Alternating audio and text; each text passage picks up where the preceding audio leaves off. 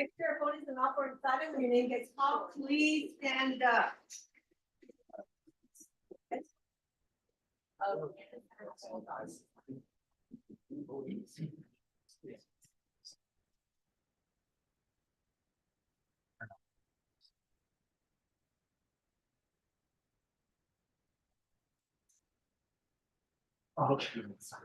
Stand by my vote. I appreciate it.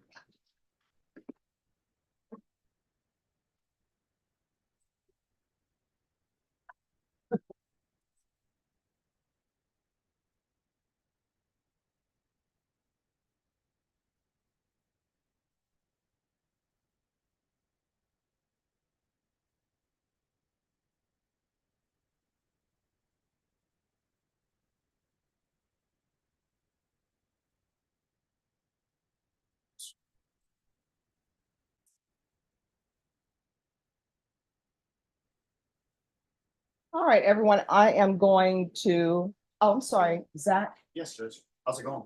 Oh, it's going great. So I don't know if you had a chance to review this. And then after you reviewed it, if you can give it back to me, if you have any objections, so we'll take it up. Yes, will do. All right, everyone, I'm going to call the docket. Today is Friday Eve. Let's keep it that way. Let's not try to turn this into a Monday because today could easily turn into a Monday after a holiday. So Christopher Acosta, Jose Lozano, Anthony Woodard, thank you, Lee Galindo, Walter Serna Martinez, thank you. In custody, we have Fernando Serrato, Tyler Stephen Small. In custody, we have Graciano Villanueva, Aria Frosto, Ralph Arespi. Thank you. In custody, we have Luis Franco, Martha Elizabeth Garcia is supposed to be by Zoom, Dominique Nicholson, custody, Tusca Hamrick, Fabian Ramirez, custody, Adis Hernandez Rivas, custody, Marino Vasquez, Oleg, custody, Juan Carlos Rios. Thank you. Ray Espinoza, custody. Preston Cam Lee. Thank you. Samuel Bach. Thank you. Jerry Torres. Thank you. Karen San Miguel. Who's saying she's on the way? All right, she's late. All right, thank you. Why are you here on time, but she is not? I took a bus, just trying to find a ride. See, I tell everybody, take the via. Better. Oh, I did too. Yeah. Martin Read your told, book. yes. And when I was starting out as a defense attorney, clients were on that bus. Yeah. Anybody who has a DWI should take via. Yeah. Martin Torres. Thank you. Frederico Ojeda. Thank you. Dario Herrera. Dario Leos Herrera. They never show up when I don't pronounce the H. Raymond Sanchez. Thank you. Michael Johnson, custody. Humberto Cáceres, custody. Valentin Saldana, custody. Jesus Lopez, Louis Thompson, Joe Angel Flores, custody. Joseph Smith IV. Joseph Smith IV. Lee Martinez, custody. Paulo Lara. Where is he? Jesse Lasoya. Jesse Demas. Marie Morales. Kenneth Golfo. Mark Hernandez. Domingo Martinez. Okay, Carlos De La O, that's TDC. He's here, okay. Angel Pacheco Martinez, custody. John Meyer, custody. Your Honor, may I step across the hall and handle a matter over there and I'll come back? Yes. All right, everyone. Is there anyone here? Your name was not called or you came in late? We were here last week. This is Ms. Garcia, April Garcia. Okay. But they called us back for the 18th, Judge, so. All right, what's her case number? The case number is.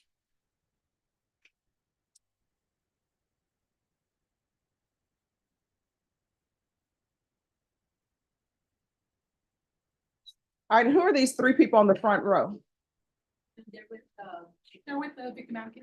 Okay, all right. Oh, I didn't see you. Hank, what, you were hiding behind Hank.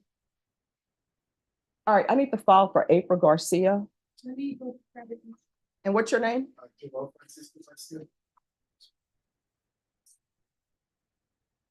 Do you have a case number or SID number? See number 838-5170. Do you know who your attorney is? Michael De Leon. All right, just have a seat. Well, have you had contact with him? All right, we'll make sure he gets here. I have the SID number, Judge. Yes. It's 1189082. All right, and your name? Good morning, Your Honor. Renee Cantu, SID number 994734. Attorney Roy Varela Jr. We filed for a motion for continuance till after my probation classes on May 4th. So I don't know, he said show up just in case. All right, because that motion hasn't been heard. Okay, yes, ma'am. All right, thank you. Yes, ma'am. All right, anyone else who came in late or your name was not called? All right, so everyone, we have a busy docket today. We have a lot of people who are in custody. Once you request your client, if they are in custody, do not leave the courtroom because the deputies for security reasons can only bring out so many inmates. If you leave, once you requested your client, you're being selfish. So let's not make this a selfish Thursday. And you're being selfish because if your colleague shows up and they want somebody brought out, it's not going to happen because there's a limited number of inmates that can be out at one time. Remember the rules. If you remember these rules, the court will flow smoothly and efficiently. First thing, do not approach the court unless you've conferred with the state and conferred with your client. If your client needs an interpreter, when will they need an interpreter? If they wish to speak to the court in a language other than English, approach, request an interpreter. Once you requested that interpreter, do not leave because we have a limited number of interpreters and they like to come in and be able to go to help in other courts. Once you have conferred with your client, conferred with the state, if you're ready to approach the court, just approach the coordinator, ask that your file will be pulled. Once your file has been pulled, just have a seat. There's no need to stand in line and look at me like, hey, I'm here. I know you are here. I'm calling cases in the order of appearance. The only exception to that is if your client needs an interpreter. Do not, I repeat, do not approach the coordinator. Do not approach the clerk while we're on the record. You will know we're on the record because I will have called the style of the case. If we do these things, it will be truly a Thursday's Eve and everything will flow smoothly. And if your client is in custody, yes, they need to be brought out. Probation is right back there. She is here because you all need to confer with her. If you have a client who is on probation, confer with probation. PSI report. Probation has the PSI reports. So everyone, keep your voice at this same level when you come before me so it can be easy for the court reporter. So I already know I'm claiming it. It's going to be a great Thursday. So everyone, please confer.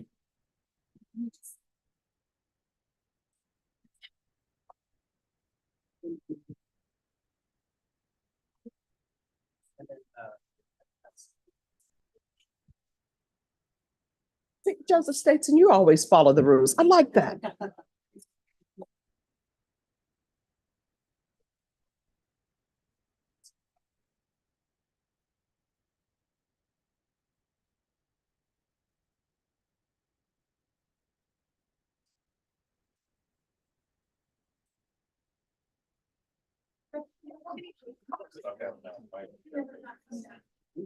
The SID number for who?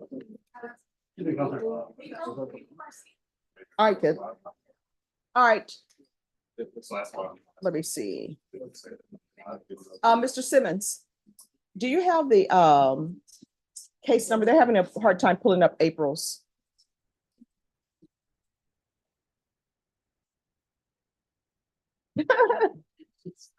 I love your Fiesta medals.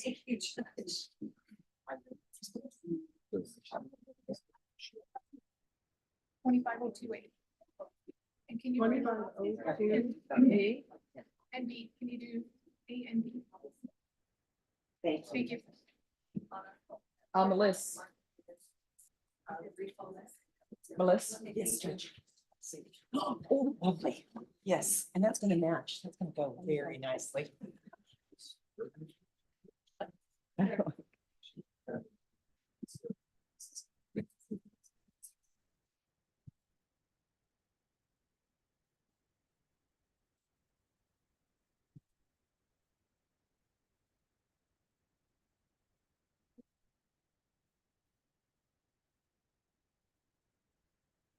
Deputy Laura, I just sent you an email.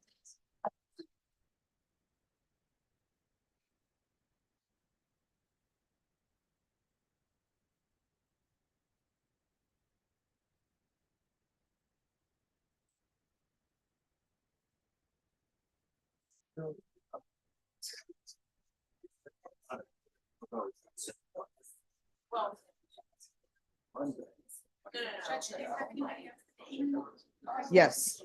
Joel. And if you would tell Michael DeLeon if he's here to come over.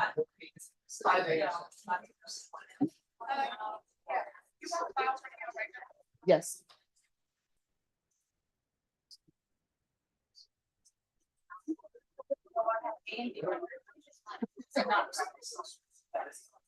Oh.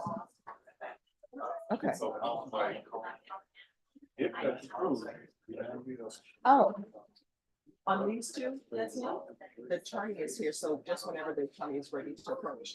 And on this one, we're waiting for Michael DeLeon. Yes, thanks.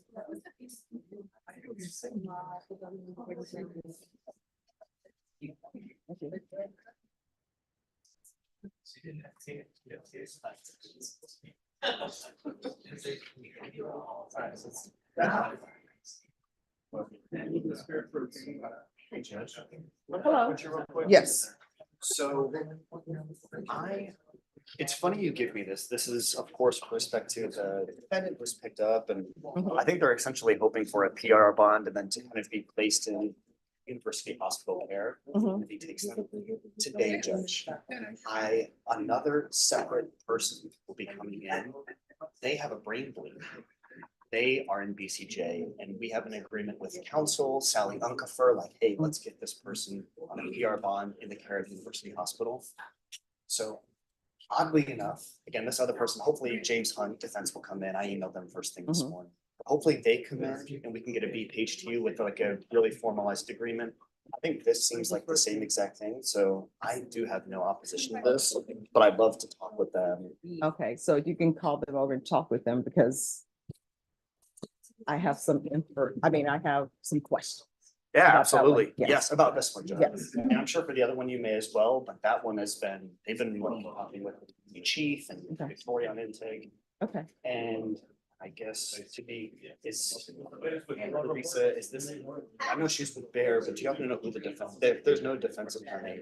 No, if you can check with, so did you look in the system to see if he was appointed an attorney or no? I believe he has not been appointed an attorney yet, but I can double check if you'd like. All right, and then if he hasn't, let's see if we can get, if Norman can send someone down from Mac. Absolutely. All right. Thank you, Judge. Sure, no problem. Yeah. Yeah.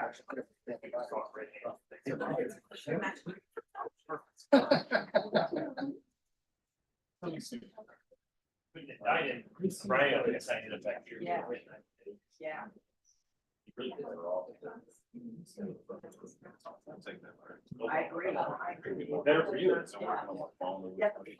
Hey, you can't pull the revenue out, you can't pull the revenue out.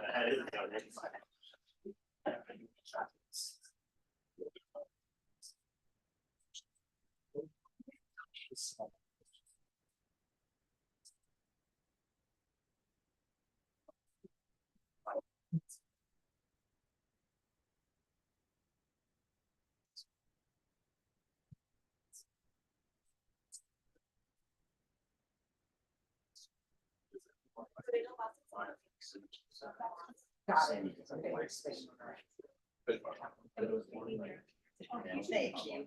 Okay.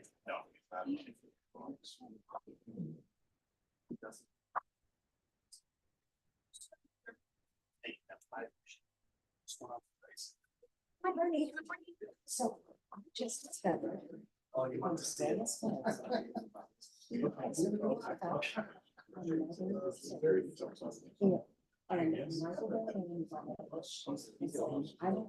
don't know what we mean.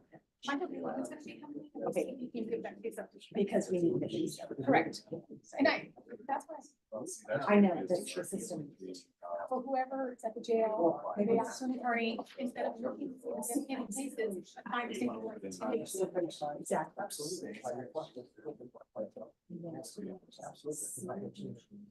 No worries. Okay. That's it. Possible. Yeah, absolutely. See you. Okay. I didn't know. So what I'll do is I have Adriana Okay, just. put file it- staff them, Okay. and then she'll send them over to have them sealed. Well, she needs to Right. review and sign. Correct. But when she's done with it. Okay, and then I got. Before you guys.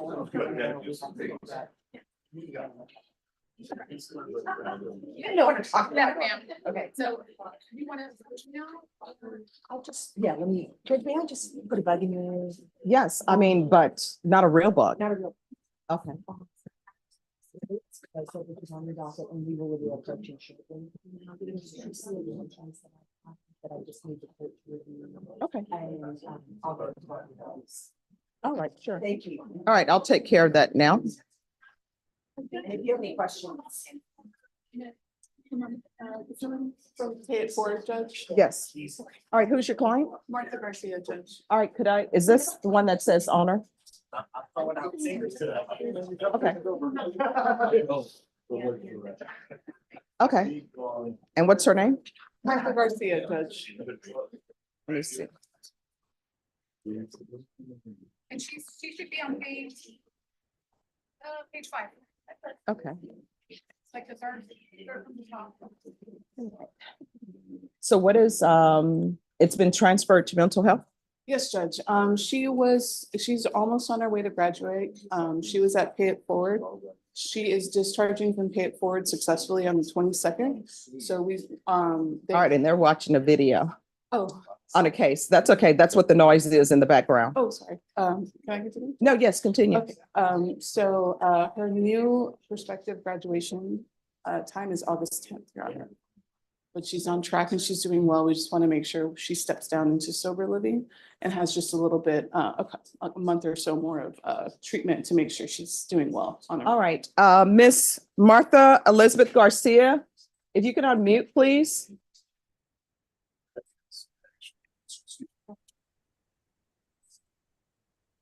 Oh, I'm sorry. That's not you. Just a second. We're not ready for your case yet. I'm going to put you back in the waiting room. All right. So where is she now? At Pay It Forward, Judge. All right.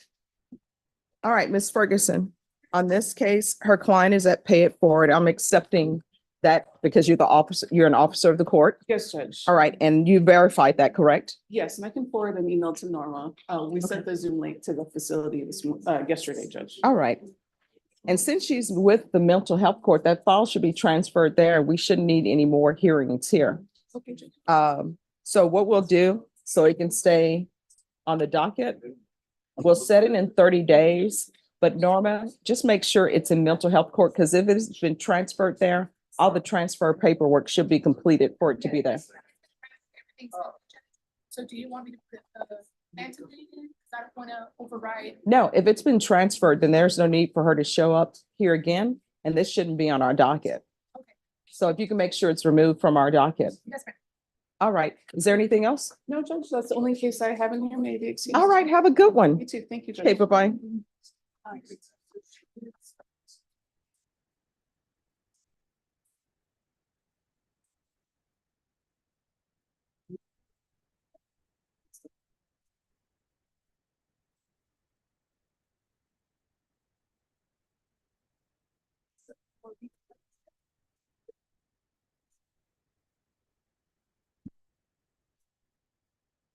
Hello. Oh, and just one moment, council. Someone has just zoomed in. I don't know if this is with paid for it or not. Could you start your video, please?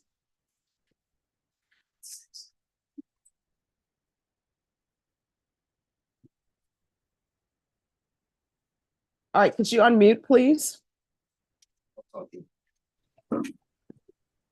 Hello, oh, what's your name? Samantha Flores. Ah, well, just one moment. We'll put you back in the waiting room. Sorry about that. All right, thank you. Thank you, Judge.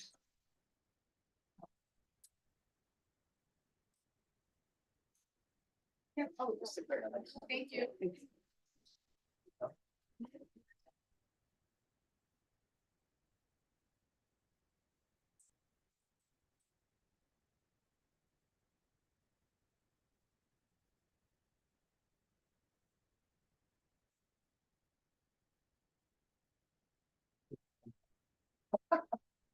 There's always next time.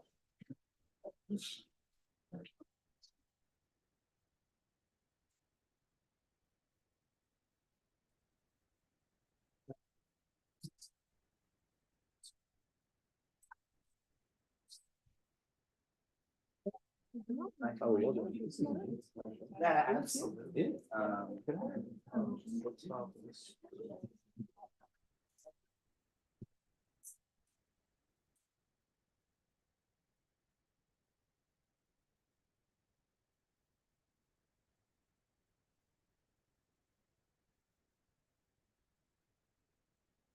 Hello, did you need something? No, ma'am, I'm sorry. I'm just looking at the points. Oh, no problem.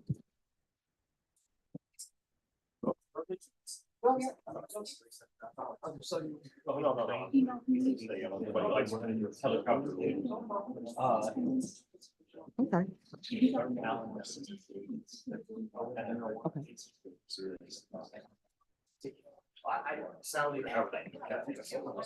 Kenneth Golfo? Kenneth Golfo.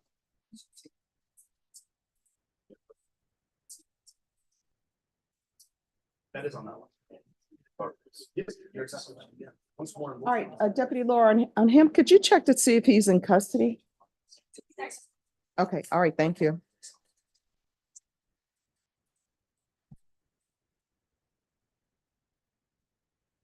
Oh, I thought it was actually 6. No, but it sounds. Okay, yeah, no, so I think once defense. No, the committee thing, no, I don't mind. We can put them on the committee. Yeah, like no opposition to transfer out. Kennedy. We literally just.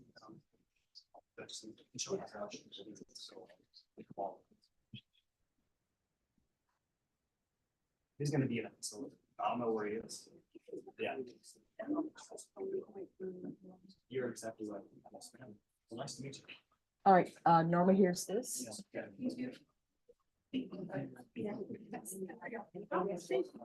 in the back. Conferred on that case. You ready? Yes.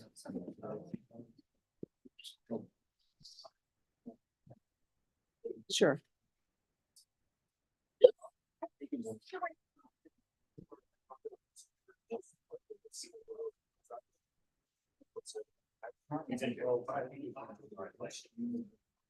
Norma, is Ray Espinoza on the docket?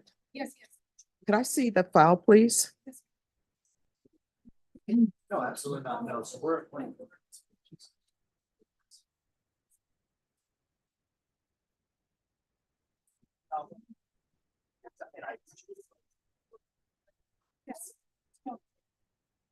All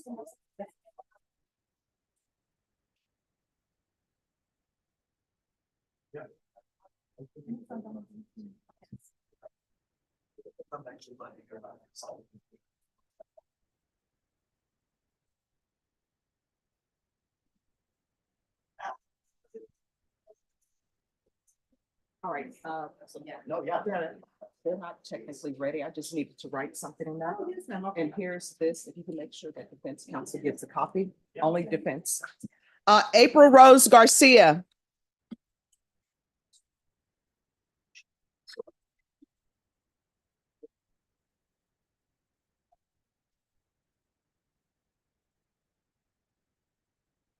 All right, so what's happening with this case?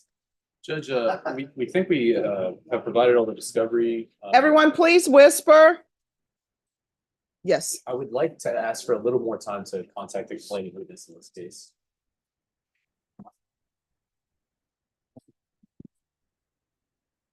All right, in defense, do you have all of the discovery? We have them all, Judge, just on the computer. I'm thinking that we do have all of the videos, but as I was looking at them, some of them, for example, wouldn't play yesterday. Then I just tried some of them on my phone, some of them were working, so it's. Okay. Only hesitancy, Judge, is that I haven't been able to play them all on my computer or my phone, because I tried to show them on the phone that it wasn't working, and then it did. So. All right, Miss Ferguson, on April Rose Garcia, can I have a 30-day reset? That's going to be your final date for discovery and the date to contact complaining witness. Yes, ma'am.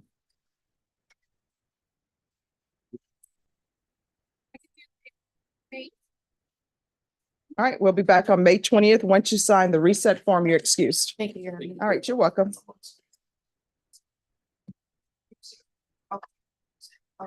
Are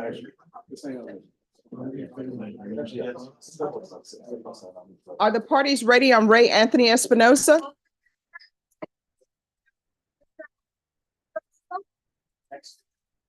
Hello, good morning. All right, and defense, make sure you get a copy of the motions I've signed on. Thank you, Judge. I appreciate it. I'd have to look at it. All right, so the last time we were here, there was a discovery for the hard drive Correct. and you all exchanged hard drives? We did. Okay, and then that's where we are. We're here now for more discovery. Do you think you have all of the discovery? So the situation is, Judge, it appears that there has been a new allegation leveled against the defendant while he has been in jail. Okay, And Michael De Leon was somehow appointed to that case. okay, So we're just waiting on him so that we can do a little bit of a swap so that Mr. Brawley and I can get the discovery on that new Okay. offense. I don't think we need to exchange hard drives for that. I think we just will need to be able to upload it from the e-discovery system. all right. So this is what I'm going to do on this case. And y'all will need to confer off docket a little bit. Okay. I'm going to give you, because of the nature of the offense Sure. and because there's more than one charge, Yes. I'm going to give you all a 45-day reset for Got it. discovery. Okay. When we come back, all discovery needs to be prepared and y'all need to be prepared to do an acknowledgement of discovery. Is that possible? Yes, I believe that is possible. All right. Ms. Ferguson, on Ray Espinosa, I'm going to need a 45-day reset. Yes, ma'am. I can do That's perfectly fine. All right, June 3rd. I am back to writing 2023 for some reason. So, and then counsel, if y'all would like, do you need a third attorney on this case? Because then Michael could stay on that case plus on this, if y'all would like. It's fine with that. It won't make any, if that's what the court would like to do, that is perfectly acceptable. However you'd like to do it. You want me to ask Michael when he comes in? Yes. And then, I don't know, if there's extraneous stuff, maybe he can handle the extraneous Yeah, stuff. and there are 3 misdemeanors. There's other stuff. So All right. that's fine. All right. So if you can see when Mr. DeLeon will be here. He said he'll be on his way. Judge, could you ask me to contact him to come for the other client? All right. Thank you. I'm gonna go in. All right. Is there anything else on this case? I don't think so, Judge. All right. So they say Mr. DeLeon will be here shortly. Thank you, Judge. Okay, thanks. I'm gonna go get those copies. All right. Thank you.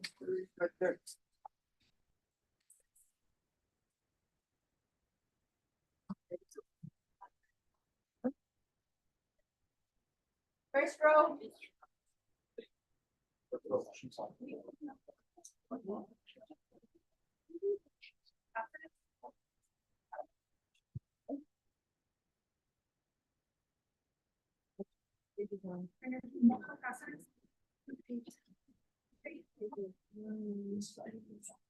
Oh, gotcha. Yeah.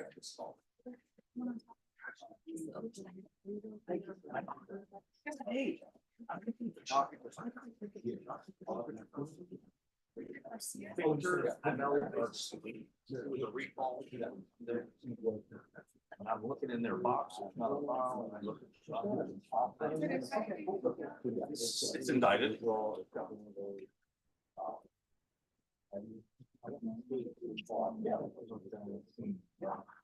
Oh, he's here, I'm here. We speak with the state, maybe we can. Yeah. Well, I don't know if we're gonna take care of it. You can approach and let her know when she can give you a reset. Oh, sure. Yeah. If not, I'll bring you back on Monday. Let me speak with the state. Yeah, thank you.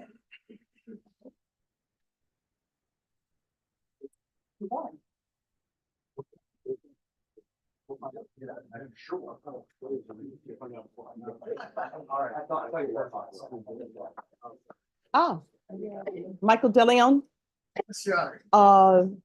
could I see you in the back for a moment? Thanks again. Deputy Laura, I just need 2 minutes.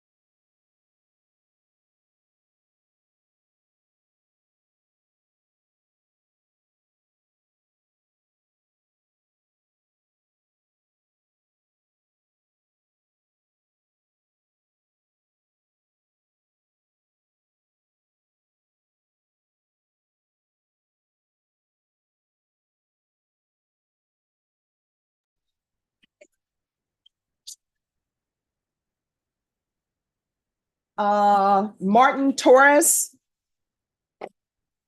And where's Martin Torres? Come forward. And this is family violence. All right, what is happening on this case? I was just appointed yesterday. Okay, so, Not much we can do with it today. well, have you got discovery? Have you looked at discovery? I looked a little bit at the file. I've talked to my client and the witnesses, talked to the prosecutor. If there are any videos or anything, I would like time to be able to watch them and download them. I haven't even had a chance to do that yet. All right, Ms. Ferguson, if we can have a 30-day reset on this, please. That will be your final discovery date, and state will need to be prepared to make an offer at next setting. I can do the 21st, May 21st. All right, you'll be back on May 21st. Once you sign the reset form, you're excused. Thank you. Thank you for dressing appropriately for court. Thank you, ma'am. Sorry, this is the best was I had day. Oh, no, it's great. All right, once you sign the reset form, you're excused. Thank you.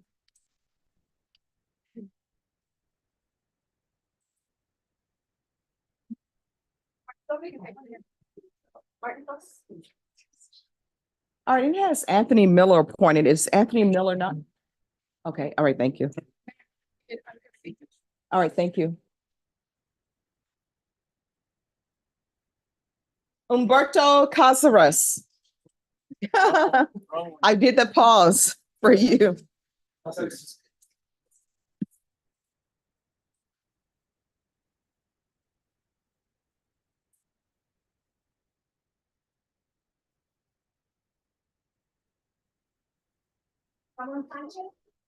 All right, this is family violence. Where are we on this case with discovery? We have requested CPS records, but have yet to receive them, Judge. Once we do, it'll be in a different ballpark.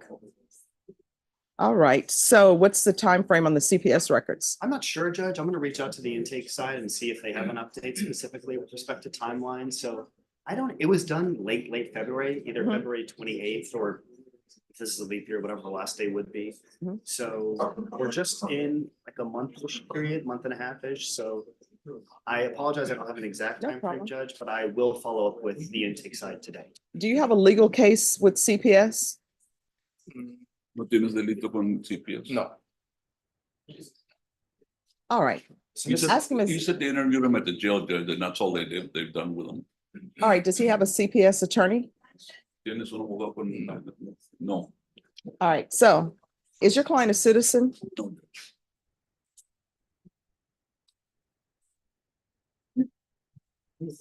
All right, Norma, he needs an immigration attorney. Are you retained? No, Judge. All right, so he needs an immigration attorney. And next time, council will need the interpreter here. And it sounds like if they interviewed him at the jail and it's this, you may want to reach out to the prosecutors in CPS court. They may have the records. Yeah, Judge, I'm gonna write that down. Thank you, Judge. Sure. We can do Max. Max is the only. Yes. All right, and then let's recall this in 30 days. 21st of May. All right, we're going to come back on May 21st.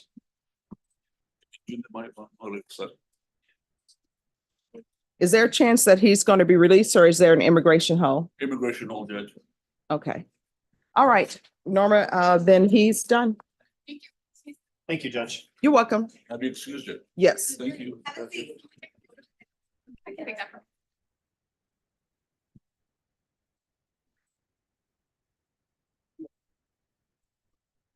Yes.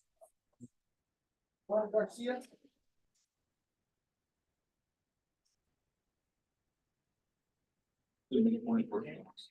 May 21st. May 21st. Yeah.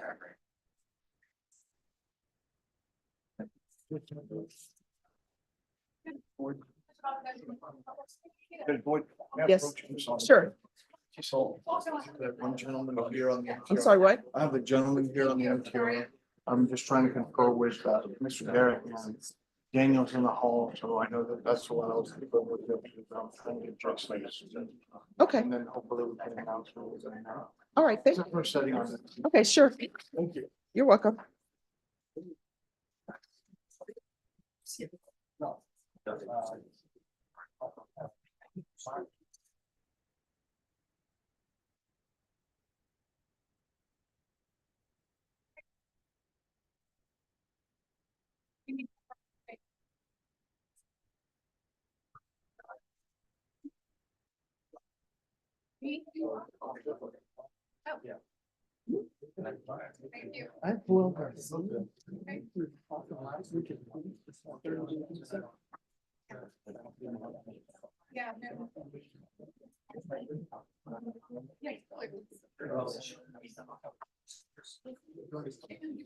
Garcia. That was A and the B. Judge, you. The only file I have is Jose Lozano. Dario Herrera. Here's an A, Dario. She needs 4. Yeah.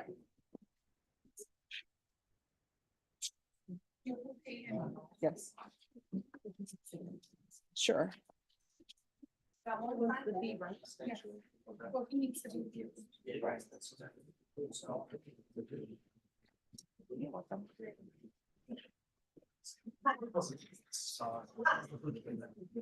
Joel Garcia, Joel Francisco Garcia. Coming, Your Honor.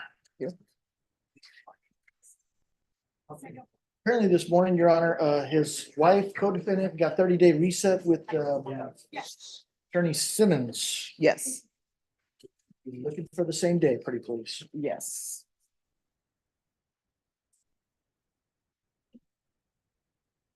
All right, so that is going to be May 20th. And thank you for dressing appropriately for court. You're welcome. All right, so that's going to be the final discovery date. All right, Ms. Ferguson, on Joel Francisco Garcia, if you can set this for May 20th, please.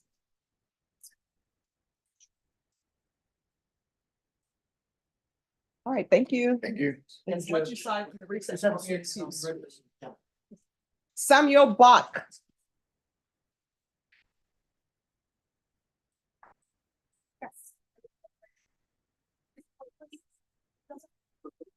Hello. Hi. Hi, good morning. Thank you for dressing appropriately for court. All right, so we are here and today is plea deadline day. And Your Honor, we have received the plea offer and we have rejected it. Okay. This is a complicated case. We will need to approach the court ex parte on some issues, as well as need time for investigative work, additional investigative work. There are medical records in this case that we need access to that we don't right now. We're working with the court, but Has anybody subpoenaed the records? we haven't subpoenaed them because we just got to the point of realizing we cannot work it out, and that requires going to the family of the complaining witness who's deceased. And before we went that route, we were trying to figure out if we could work it out. All right, Ms. Ferguson, on Samuel Bach, set this for jury trial within 60 days. That's your trial date.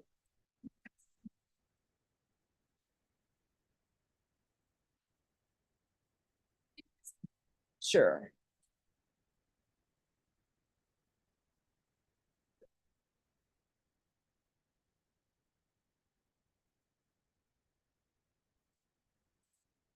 Because this has been on the docket since January. And with all due respect, it has not been the defense that has been asking for the resets. It has been the state so that they could confer with their complaining witnesses. Well, I mean, I'm saying it's been January as it relates to discovery. So, And at the last setting, and they let us know that there was medical records that actually were relevant that we don't have access to that are of the deceased. So that were relayed to them by the complaining witness's family. I just spoke with the complaining witness's family. They don't have those records at this point, so. and see, this is the court, and I'm not trying to be combative, but this is what I don't understand. I don't understand why people don't go forth and try to seek out all the discovery. It seems we're in the information age, but people don't want information. It's the nature of this case, I would think, and if I'm wrong, correct me, it's a manslaughter. I'm thinking automatically there has to be some medical records, and people would want those medical records. So it's going to be set for jury trial within 60 days, and you all subpoena whoever you need to subpoena, and whatever happens, happens. But discovery has been going on since January of 2024, and here we are in April, and no records have been subpoenaed. So, Ms. Ferguson. June 11th. All right, June 11th is going to be your jury trial date. Once you sign the reset form, you all are excused. All right, thank you. I apologize. Can I get some clarification? Is that the announcement or is that the picking of the jury? Let me see. Tuesday, it's the beginning of the. Yep, selecting of the jury. Okay, is it possible to also then have a date the week beforehand to come in to handle any pretrial matters or? Oh, you'll have to just schedule that with Ms. Ferguson. Okay, all right, because we are gonna need pretrial Sure. motions and stuff. Okay. All right, thank you. Thank you. You're welcome. You're welcome. All right. I can't even understand this writing. Who wrote this? I did.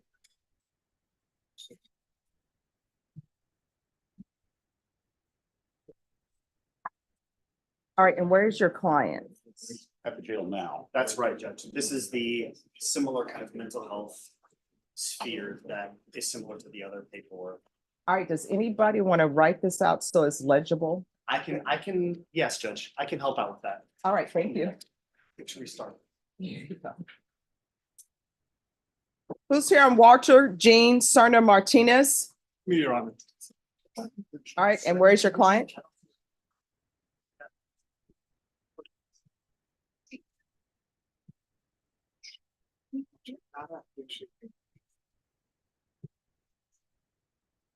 Hello, thank you for dressing appropriately for the court Of course, Your Honor.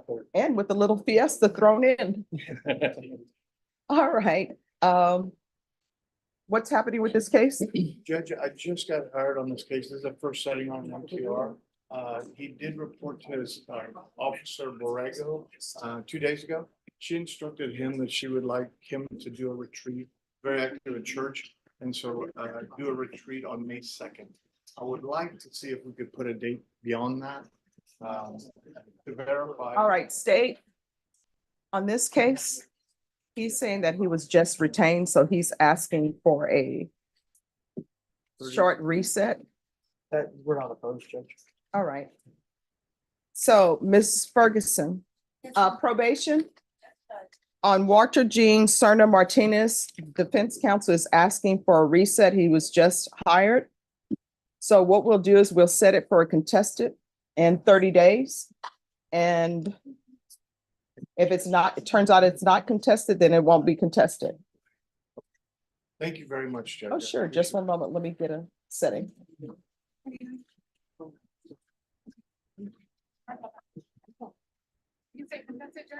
Yes, it's going to be on Walter Jean Cerna Martinez.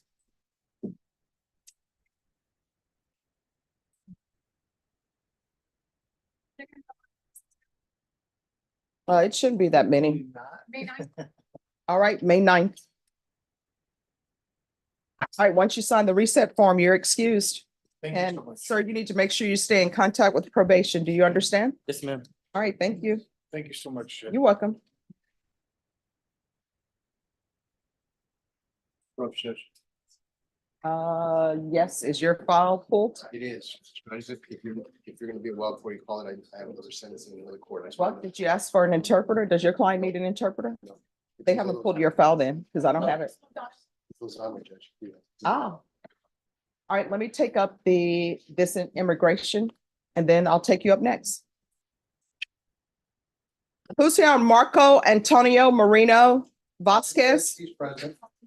To the interpreter, that's the person. Thank you, Judge. Good morning. Good morning. Oh, no, it was for Joseph Stason, but that's fine. Yes. Okay. Good morning, Judge. Good morning. Where's your client? He's in the box. All right, if you have him come down. Hey, this guy's doing a victim. Heard about him? Yeah. Let's just come back in. Thank you. Thank you.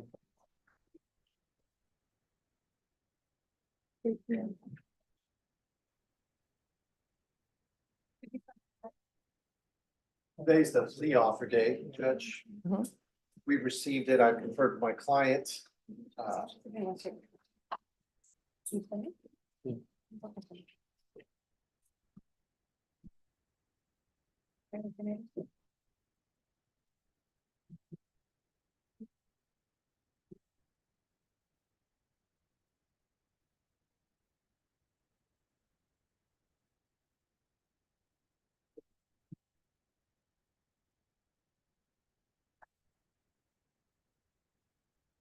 All right, on this case, so an offer was tendered. Yes, Judge. All right, and has your client had a chance to speak with the immigration attorney? We discussed this last time, Judge. The charge is murder, so it Yes, doesn't have we any know. bearing.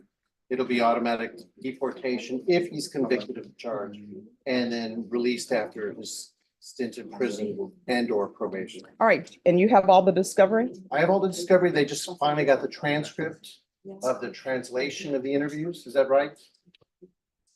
Correct. All And right. so I'll get that.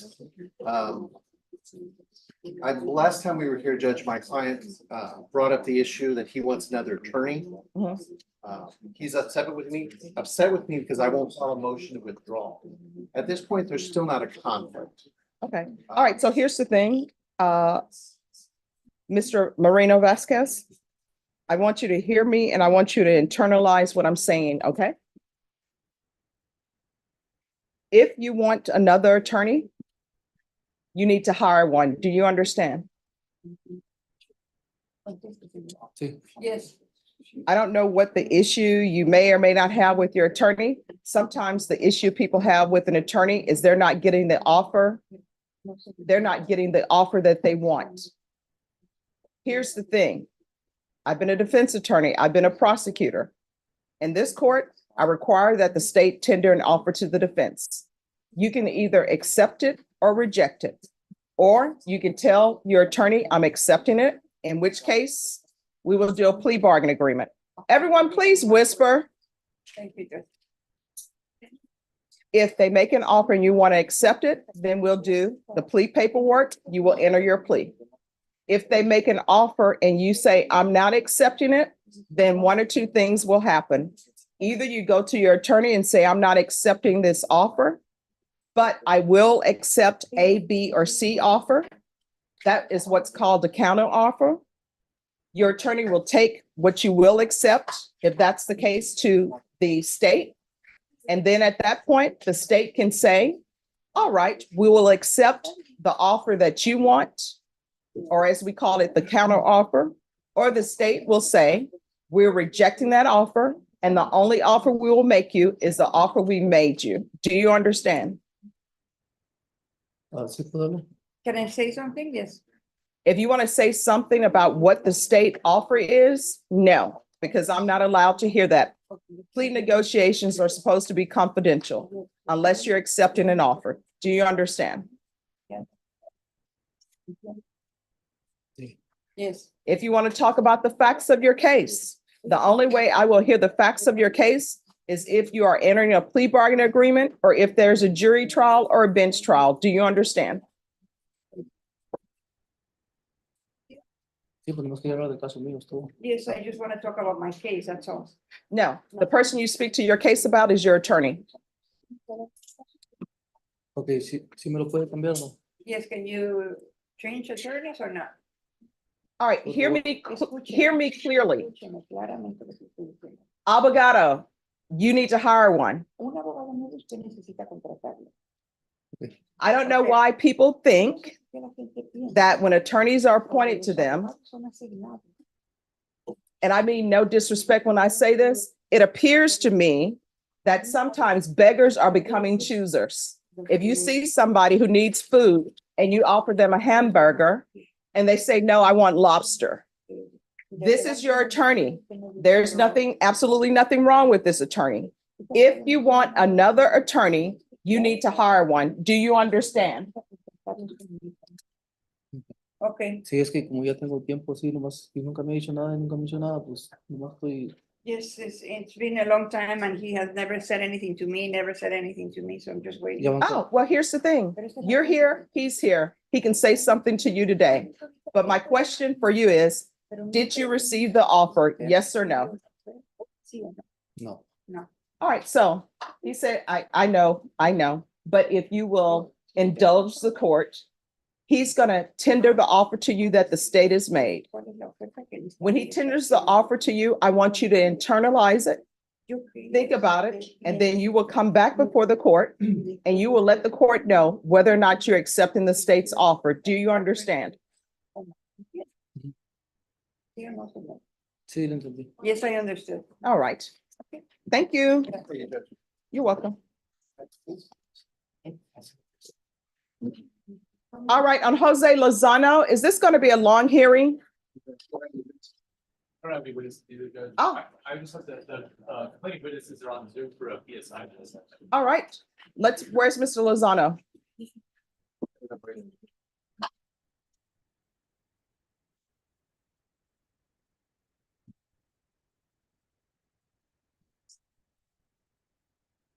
All right, everyone, please have a seat. If you're not on this case, court is calling 2021 CR 7016, State of Texas versus Jose Lozano. Can I have the parties announced for the record for the state? Hank Wilkins for the state, Your Honor. Defense? Raymond Martinez for Mr. Lozano. And are you Mr. Lozano? All right, we are here for sentencing. A jury found you guilty. Just one moment. And they found you guilty of the offense of theft, $300,000 or more as charged in the indictment. Have both parties had a chance to review the PSI report? State. We have, Your Honor. Defense. Yes, Your Honor. Any corrections or additions to the PSI report? State. No, Your Honor. Defense. No, Your Honor. All right. State, what are you requesting?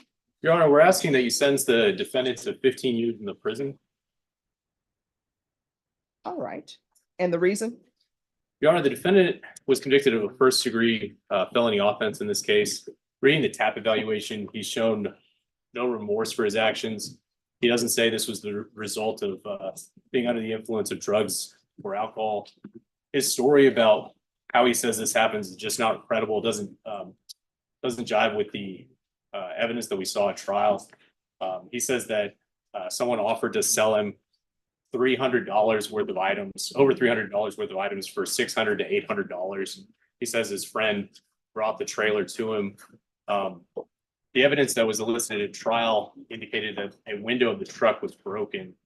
So it's pretty clear to me that he knew these items were, the very least he knew these items were stolen. But Your Honor, what he's convicted of is theft.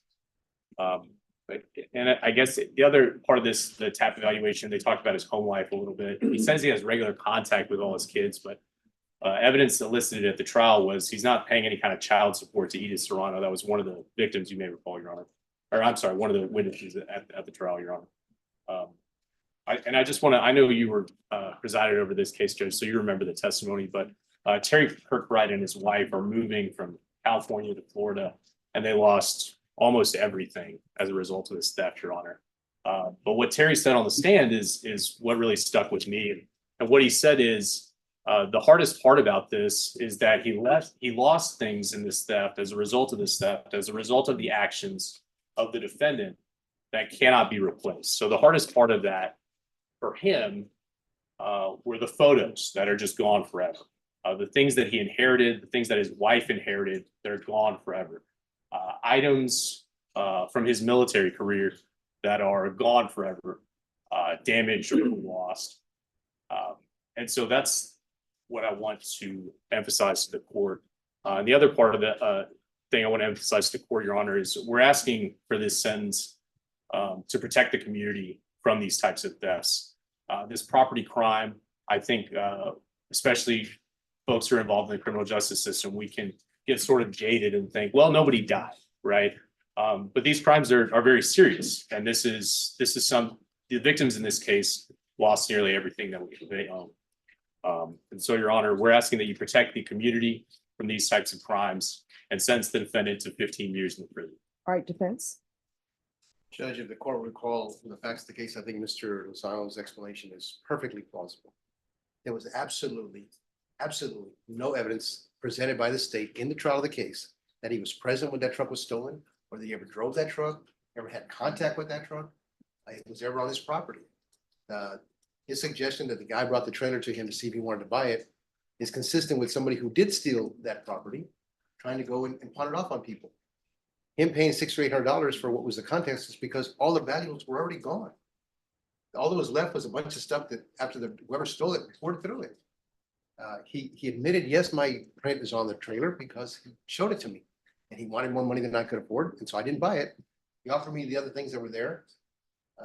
The complainant specifically testified in his testimony, the things that were at Mr. Lozano's property that they recovered were of little or no value, right?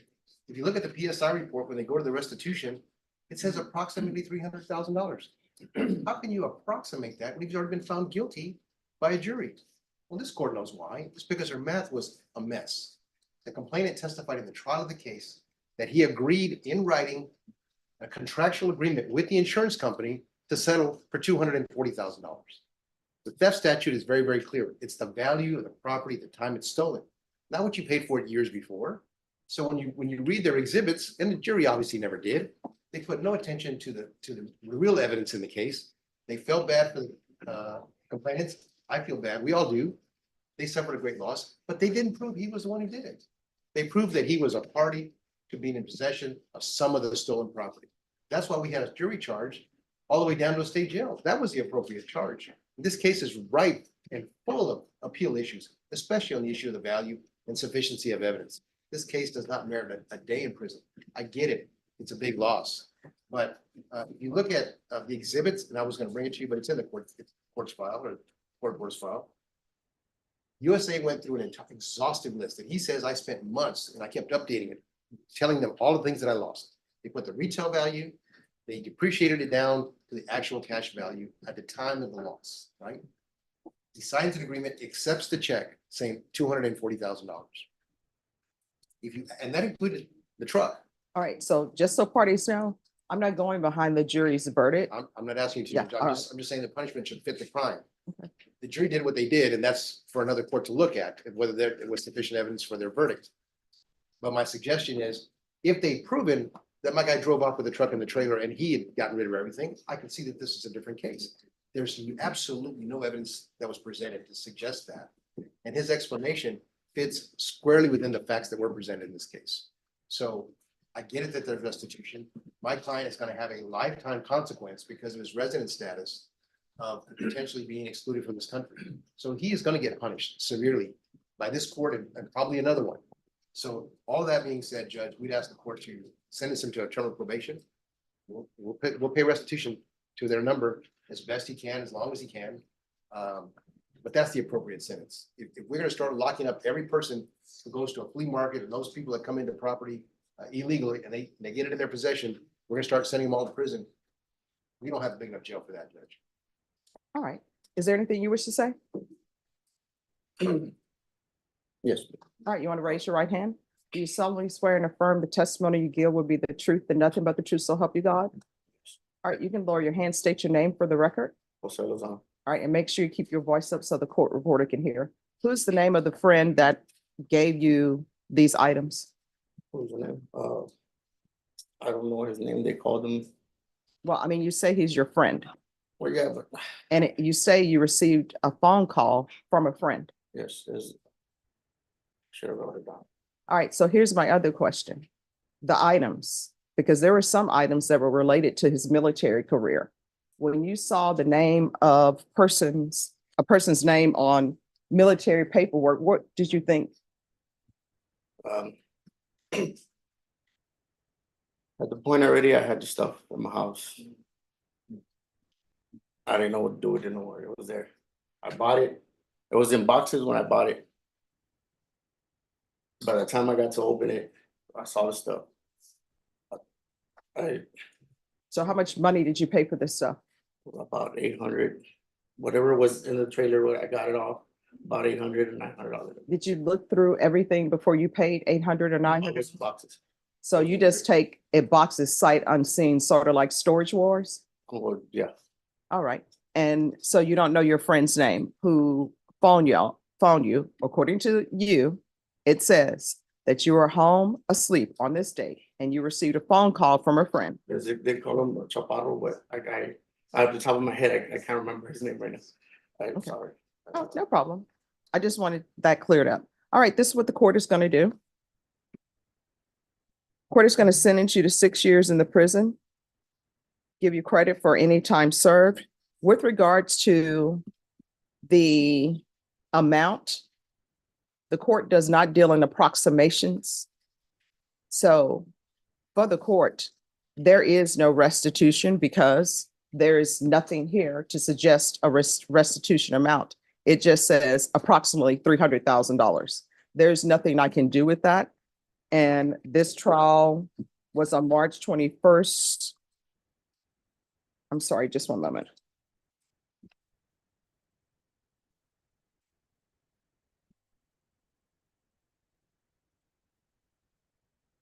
Yes, March 2024. So by that time, there should have been some amount to the court.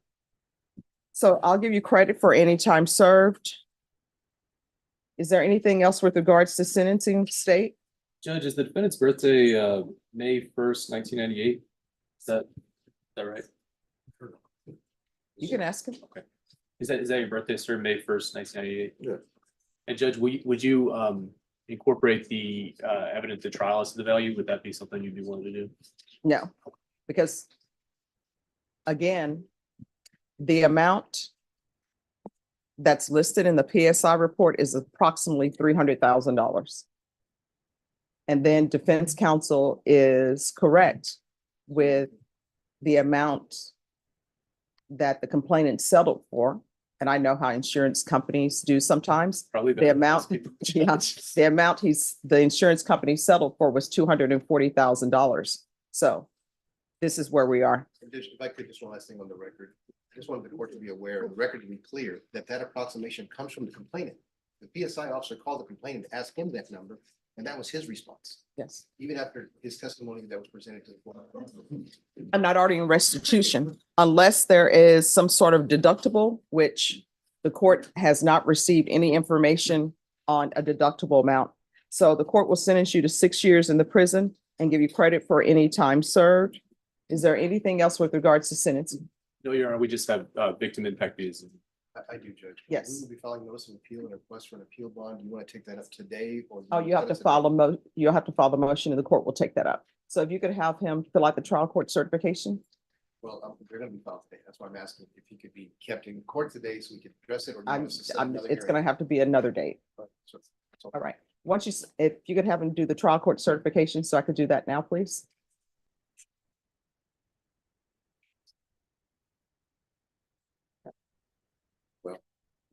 Do my magic here, it's backwards. Yes.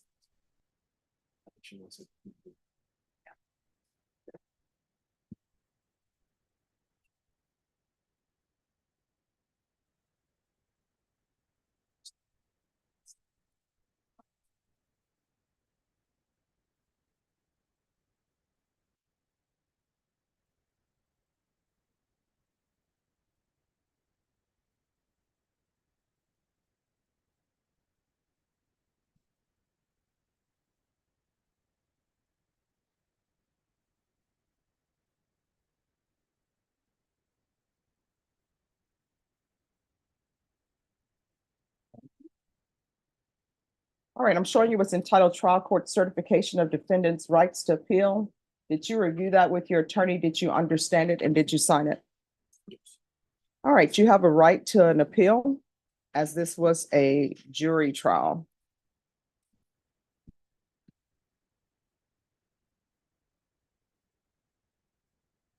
And counsel, once you file that motion, Ms. Ferguson will give you a date. Yes, sir. All right, you said there's brief impact. Yes, ma'am. All right. Are the parties here on Lozano? If you could start your video, please. Who is going to be the person? It's Terry Kirkbride, Your Honor. All right. Mr. Kirkbride. Yes.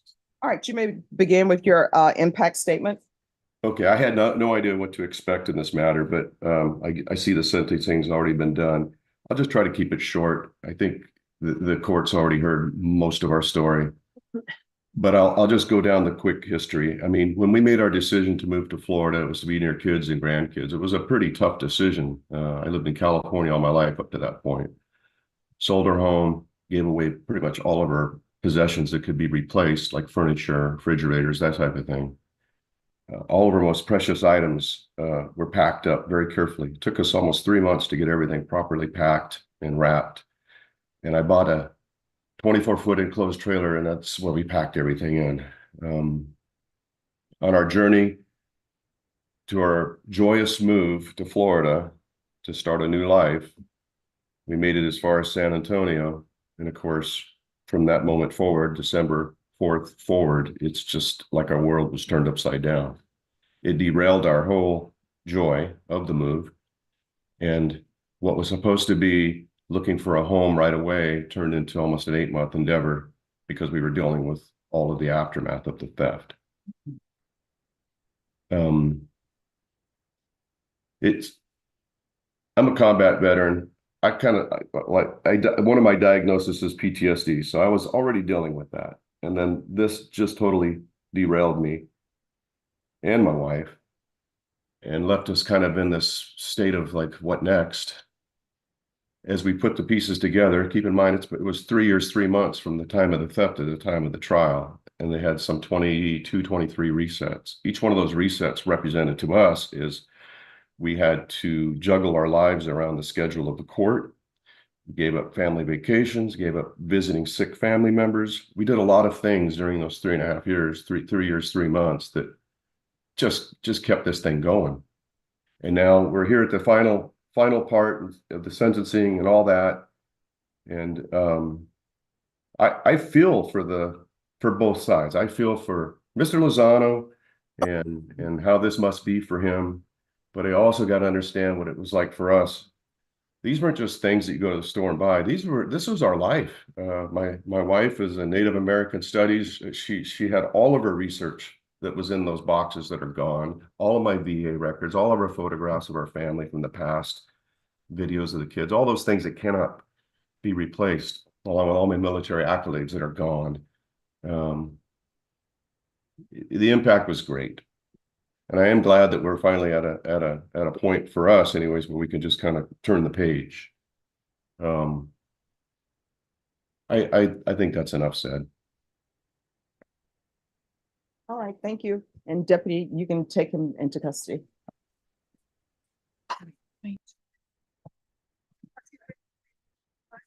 What is his client's name? All right, Marco Antonio Vasquez. All right, Marco Antonio Marino Vasquez. We're ready, Judge. All right, come down, sir. Yes. We're gonna need the interpreter. Oh, she's here.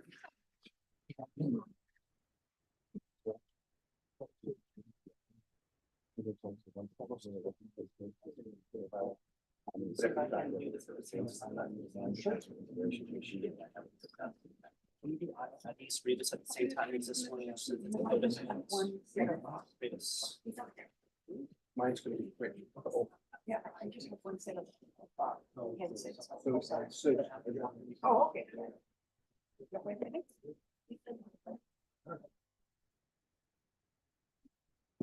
All right, Mr. Marino Vasquez, you've received the plea offer from the state.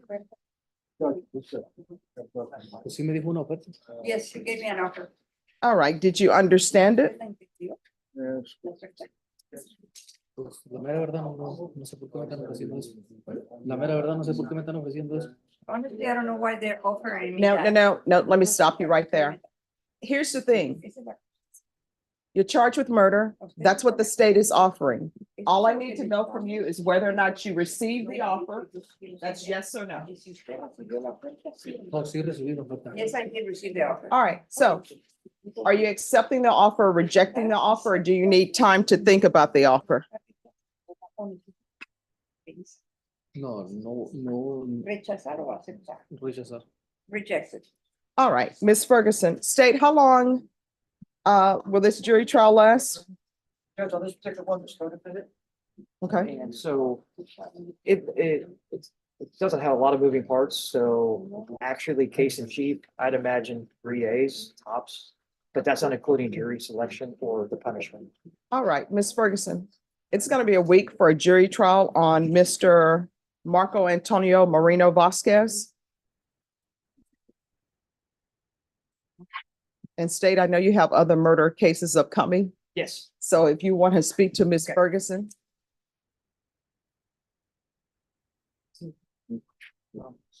And Judge, there's a codefendant case. They may want to go on a codefendant case first. All right, well, we'll put this down and we'll see who goes first.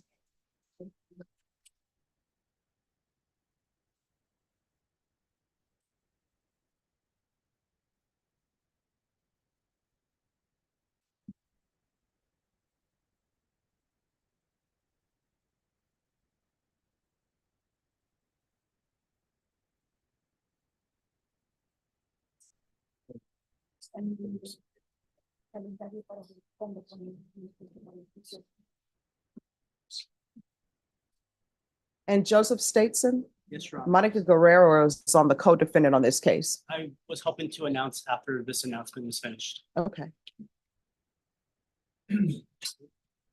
That's fine. I don't have any plans for any yet. All right, September 3rd. Your jury trial date is going to be September 3rd. All right. Is there, you have any questions? In 5 months? Yes.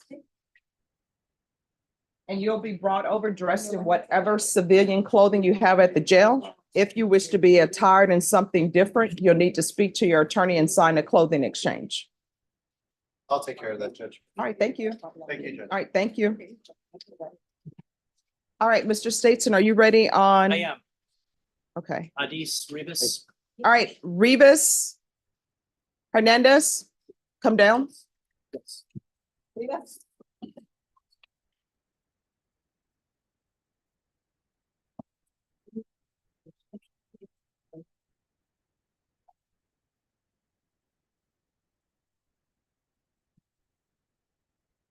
Judge, this is the co-defendant. Okay. All right, Mr. Stateson, an offer was tendered to your client. Is he accepting or rejecting? We received an offer, we conveyed it to him. The offer is being rejected. We're requesting a jury trial date. All right, we'll put you for September 3rd. September 3rd. Yes, that will be your jury trial date. You'll be brought over dressed in whatever civilian clothing you have at the jail. If you wish to be attired in something different, you need to let your attorney know, and they'll do it at clothing exchange. Counselor, if there's an issue with the clothing exchange, just let the court know. Yes, Judge. All right, thank you. Thank you, Judge.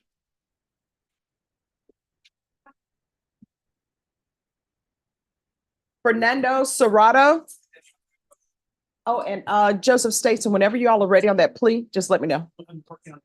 All right. Where is Fernando Serrato? Custody judge, Did you ask to have him brought out? not yet, but it's a motion to revoke, and there are 2 new offenses alleged. I require that they be brought out. Okay, Judge. Thanks. I need to reset because there's a last. Aria Frosto.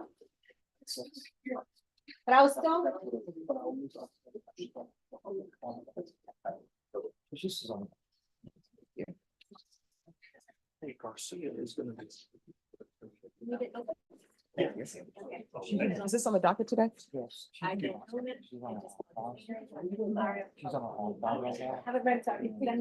So I don't know what you want to do with that, but she's on an off bond. But this case, the reason I feel it's because it was pending mention called, it was put on probation. She hasn't reported yet, but she. All right. All right. Are you Taryn San Miguel? All right, just one moment. All right, everyone. Whisper, please. Who's the attorney for Aria Eden Frosto? That's Peter Calderola. He was here earlier. Good. I don't know where he's at. He stepped away from him. All right. Here. So, attorneys, I made this announcement at the beginning. And if people don't follow these rules, your day is going to get complicated. Do not request an inmate if you are not planning on staying in court. As you can tell, there are a lot of inmates in the box. For security reasons, we can only have so many inmates in the box at one time. All right, can I see the file on Karen San Miguel?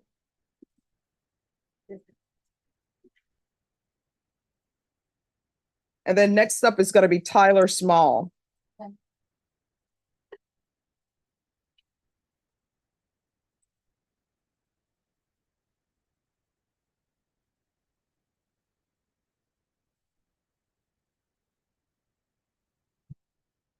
All right, this case has been dismissed. No problem. Oh, no, I just signed it. Okay, thank you. And can you make sure that any warrants are recalled since it's been dismissed? Yes, ma'am. Thank you. She has an off. Okay, all right, thank you.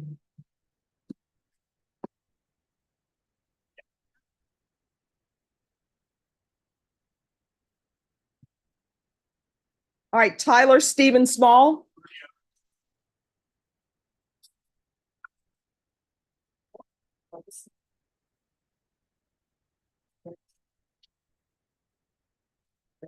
Hello, this is for a motion to revoke. Yes, Your Honor.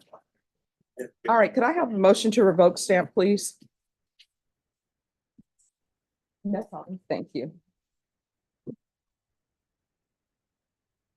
Excuse me. Okay, I'll pick that up. All right, are you all ready to proceed on the motion? Yes, Your Honor. Court is calling 2023 CR 0029, State of Texas versus Tyler Stephen Small. Could I have parties announced for the record for the state? Zach Dunn for the state. Defense? Glenn Payne for the defense. And are you Mr. Small? Yes, ma'am. Showing you what's entitled motion to enter adjudication of guilt and revoke community supervision. Did you review that with your attorney? Did you understand it? Are you the same Tyler Stephen Small who was placed on deferred adjudication in 2023 CR 0029 for the offense of injury to a child, intentionally bodily injury on August 24, 2023 for a term of 4 years? Is that you? Yes, ma'am. State. Your Honor, on or about the second day of February 2024 in Bear County, Texas, the defendant, Tyler Stephen Small, did then and there fail to report to the supervision officer as directed in violation of condition number 4. How do you plead to that? True or not true? True. State. And Your Honor, the state will waive and abandon the others. Any objection? No objection.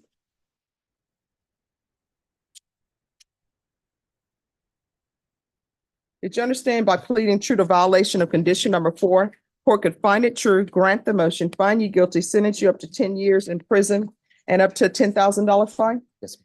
Knowing that, do you still wish to plead true to violation of condition number 4? Yes, ma'am. Court will find violation of condition number 4 true. Is there a proposed agreement? Yes, Your Honor. And what is the proposed agreement? Counsel. Sorry.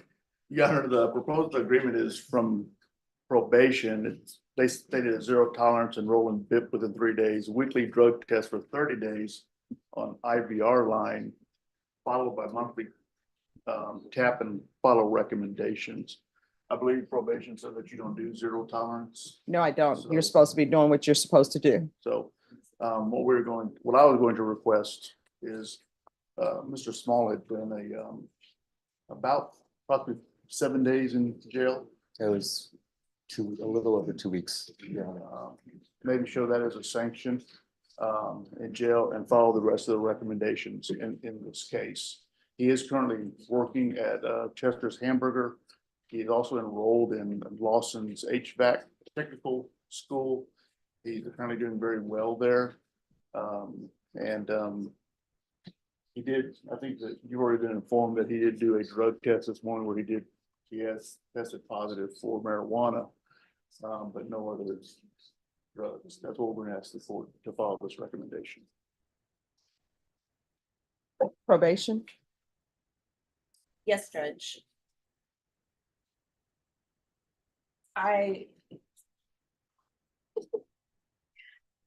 The agreement that the state and defense have made is fine with probation.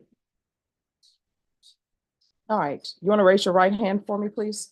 Do you solemnly swear or affirm the testimony you give will be the truth and nothing but the truth, so help you God? Yes, ma'am. You can lower your hand. State your name for the record. Tyler Stephen Small. Why are you not reporting? Honestly, I was at Taco Cabana and I had been smoking marijuana with my manager and I knew that I would fail the drug test. All right.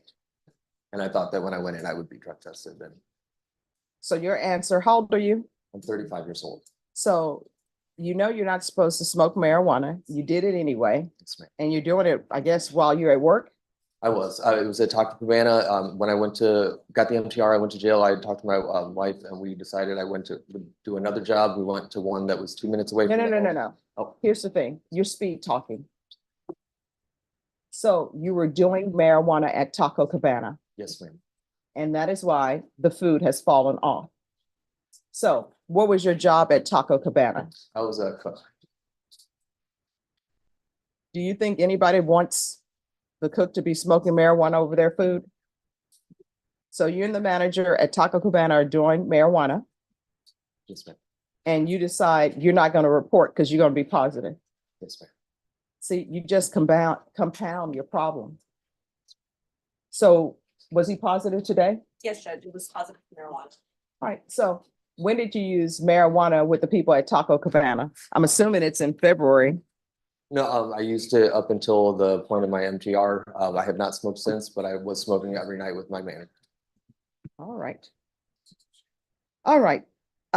What is his TAP evaluation? Did he have a TAP evaluation? No, yet, not yet, Judge. All right. We are asking for the TAP to be complete and to follow all recommendations. All right.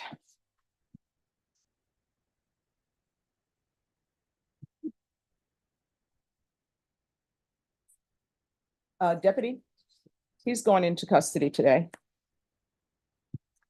All right, this is what the court is going to do. Court will deny the motion, alternate amend conditions to include a TAP evaluation in custody,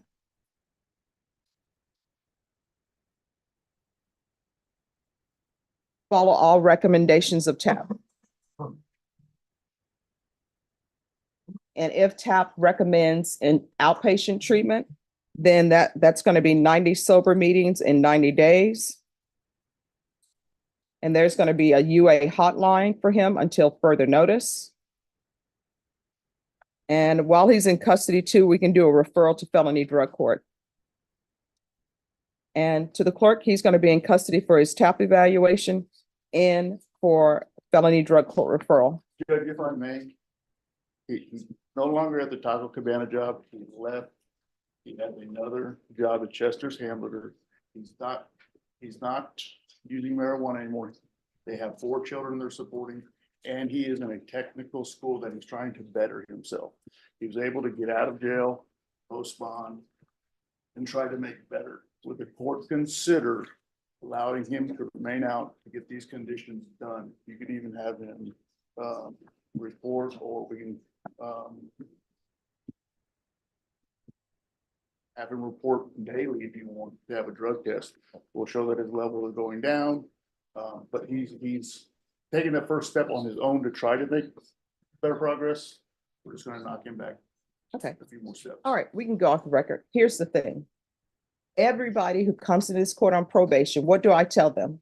If you have an issue, pick up the phone, let probation know, because to be successful on probation, communication is key. I tell everybody that. I say, if you feel as they're not addressing that issue, you can come in and talk to the court.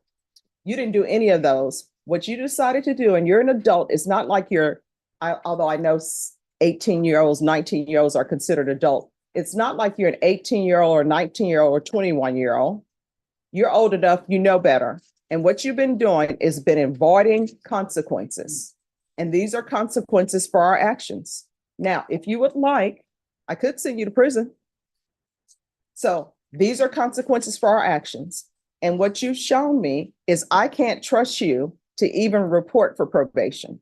That is why you're doing the TAP evaluation in custody. That is why you're doing the felony drug court referral in custody.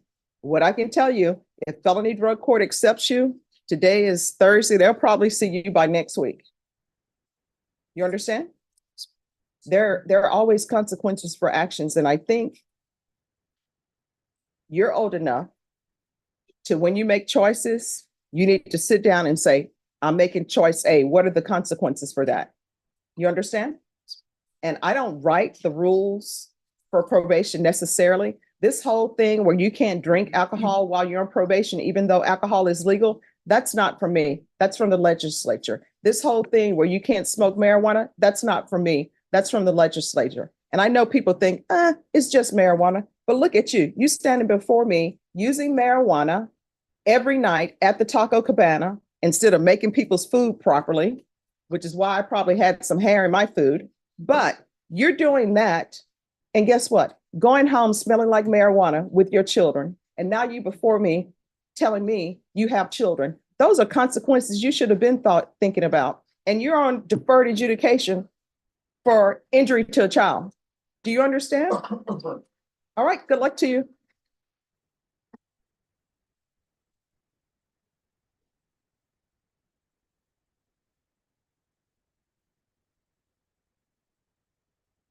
All right.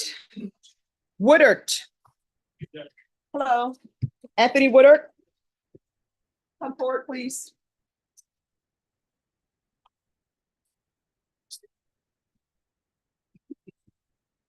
Hello. Hello.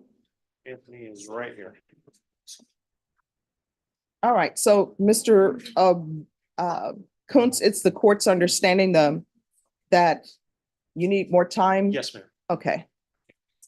All right, so on Mr. Woodard, this is gonna be the last reset, so every witness that people need to call, you need to have them ready. Yes, ma'am. Ms. Ferguson, on Anthony Woodard, can I have a 30-day reset, please?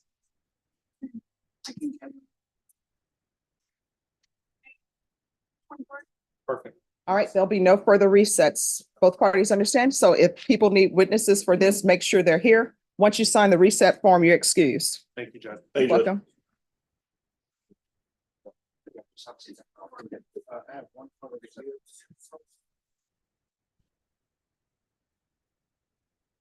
All right, could I see the parties on Christopher Acosta? He is outside, Judge. Let me get him real fast.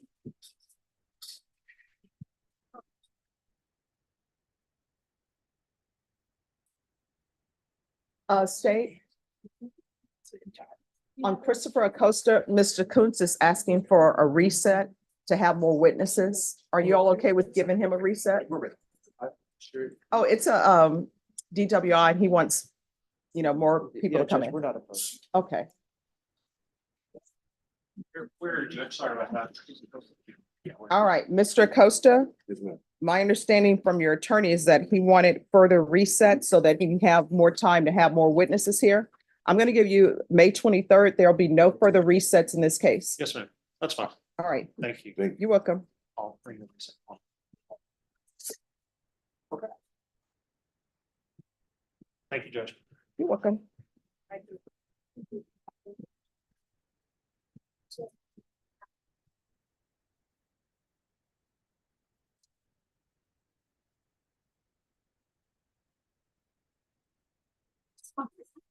Who's here on Juan Carlos Rios? Ready? Come forward. Where's Mr. Rios?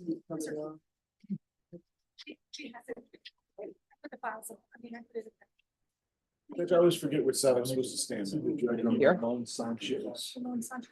And that's at the request of the deputies. All right, so all the discovery has been received. Is that correct? I believe so, Judge, yes. All right, I need a acknowledgement of discovery. Done. State, were you able to tender an offer? And Judge, we were just gonna ask for a little bit more time. We did talk to defense just because this is a case that we are gonna have to go to administration on. All right, Ms. Ferguson, on one Rios, can you reset this for 45 days? Thank you, Judge. All right, on that date, you all will need to be prepared to tender an offer. Yes, ma'am. Thank you. And likely, Judge, if we were able to go to administration earlier than that 45-day, we'll let defense know. All make right. sure they're aware. And then just set it on the record. Thank you for dressing appropriately for court. Thank you. All right, what date, Ms. Ferguson? All right, we'll be back on June 3rd. June 3rd. Thank you, Your Honor. All right, you're welcome.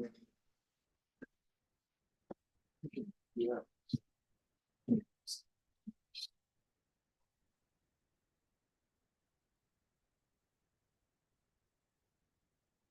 Who's here on Ramon Sanchez?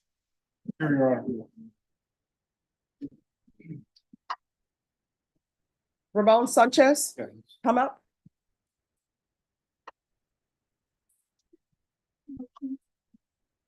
I think so.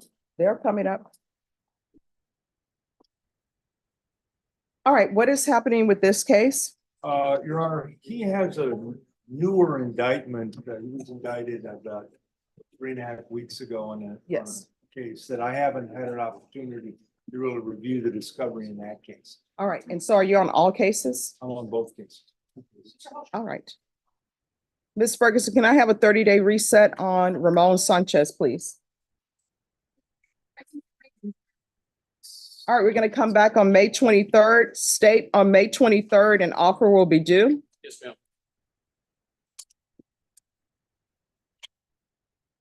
All right, do you have any questions, Mr. Sanchez?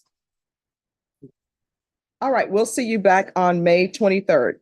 Thank you, Your Honor. You're welcome.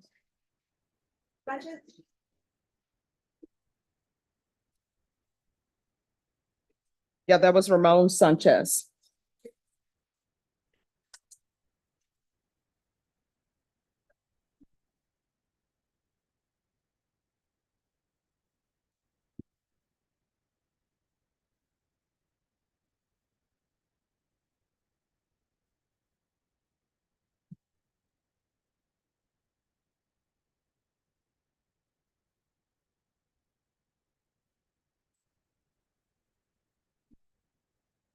Jesus Lopez.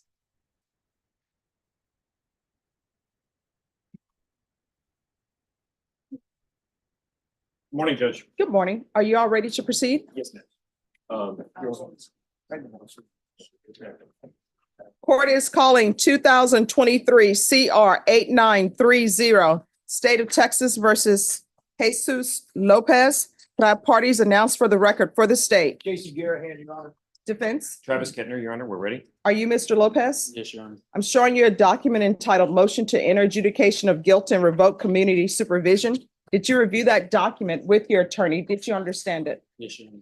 Are you the same Jesus Lopez who was placed on deferred adjudication in 2023 CR 8930 for the offense of evading arrest, detention with vehicle on November 16, 2023 for a period of 6 years? Is that you? Yes, Your Honor. All right, state.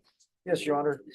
Violated condition number 4 in Nueces County, Texas, the defendant Jesus Lopez did then and there failed to report to the supervision officer for intake as directed for the date of January 16, 2024, violation condition number 4. How do you plead to that? True or not true? True. Do you plead true? Yes, Your Honor. We'll waive the remaining violated conditions. Any objection? No, Judge, thank you. We just have an explanation whenever the court's ready. No. All right, did you understand by pleading true to violation of condition number 4, the court could find it true, grant the motion, find you guilty, and sentence you up to 10 years in prison and up to $10,000 fine? Yes, Your Honor. Knowing that, do you still wish to plead true to violation of condition number 4? Yes. Court will find violation of condition number 4 true. Is there a proposed agreement? There is, Your Honor. Yes. And that is to deny the motion, continue the individual on his deferred with the admitted condition of residential treatment with state ISF. All right, is that the agreement? Yes, ma'am, it is. Are you asking me to follow that agreement? Yes, Your Honor. Could you raise your right hand for me, please? Do you solemnly swear or affirm the testimony you give will be the truth and nothing but the truth, so help you God? Yes. Your Honor. All right, you can lower your hand, state your name for the record. Jesus Lopez, All right, so Mr. Lopez, how old are you? 18. All right, so what is going on with your life? Why are you not reporting? Your Honor, I got sick and I did report, but I reported through the phone and let my probation officer know that I was sick. He said it was fine. I told her I could go in a couple of days because when I'm not sick no more, she said it's fine. And she rescheduled me for a month later. And I was gonna go to report, but I ended up getting arrested for it. All right, so what was your illness, if you don't mind me asking? I have no idea. More than likely the flu. Okay. Do you have family in Nueces County? Yes. Right. All right, this is what the court will do. The court will deny the motion. Alternate amend conditions for ISF substantive track. And have you been using marijuana? I don't use no drugs, Your Honor. All right. So we'll do it for substantive track. Or are you being 100% honest with the court? I don't use no drugs, Your Honor. No marijuana? No marijuana. You could drug hair follicle me, anything. Okay. Probation? Mr. Lopez is saying that he hasn't been using drugs, so we'll do ISF cognitive. And he has been in jail for approximately 2 months, Judge, so All right, is there anything else? no, thanks, ma'am.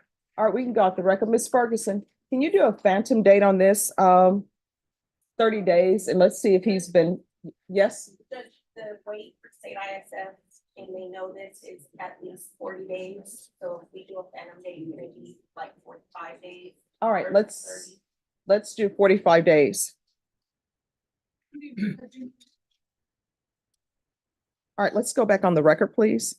Mr. Lopez, you understand that the wait time for ISF cognitive, that means that there is approximately a 40-day to 50-day wait. Do you understand that? Yes. And do you still wish to wait for transfer at the jail to ISF cognitive? Yes. All right. All right, thank you. If there's any other issues, let the court know. Thank you. And we're going to put you to come back to this court on June 3rd. It's not going to appear in the system because if it's in the system, then it'll stop you from being transferred. But that's just for me to make sure that you appear, okay? And that you transferred. So they don't lose track of you. All right, thank you. Thank you, Judge. State. On his, what is happening with those other cases? I was notified by the defense. I haven't touched this out, but it's apparently the case was. Well, I wonder if we should be doing IS cognitive. with him. Maybe it should just be reporting weekly.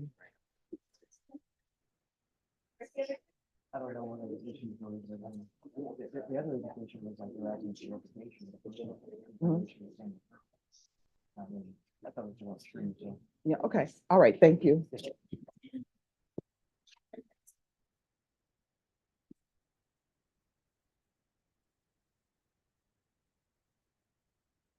Okay, this is done.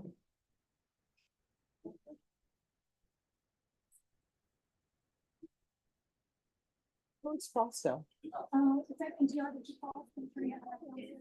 Oh, okay. I apologize that I wasn't here when the case was called. I think there was just miscommunication about, I was just running downstairs and coming back upstairs. I'm sorry, Jim. All right, so here's the thing.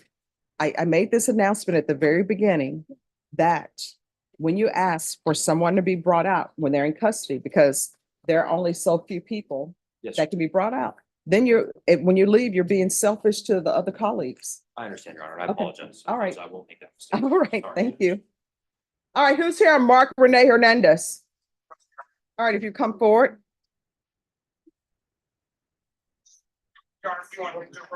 Yes. Let me ask you this, because this is a request for early termination. Has he done a UA? Yes, he was clear, Your Honor. Okay. All right, you can unfold your hands. I've never been to Chicken Express. It's over there by Stone Oak area. It's kind of far from here. Is it good? Yes, Okay. I'm the general manager, so I take pride in it. Ah. State on Mark Renee Hernandez. He's done a UA. He's negative. Do you have any objections to early termination? Have you had a chance to review it? No, Your Honor. No, I haven't had a chance to review. All right, if you'll confer with them. He's on probation for marijuana.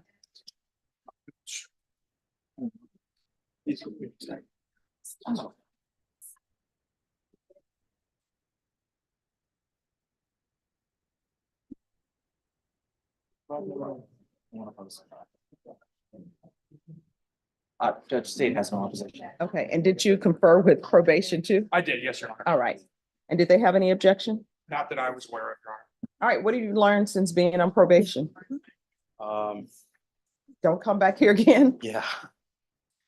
Pretty much just not doing the thing. Well, honestly, when I first got put on, I was going through a tough time. Like my dad had just passed and, stuff was just difficult for me, but it's been 2 years since then. So I coped with it, doing much better in life now than I was back then. So. All right, that's awesome. I'm glad you did very well. Whenever people are placed on probation, I know the state is hoping that you complete everything.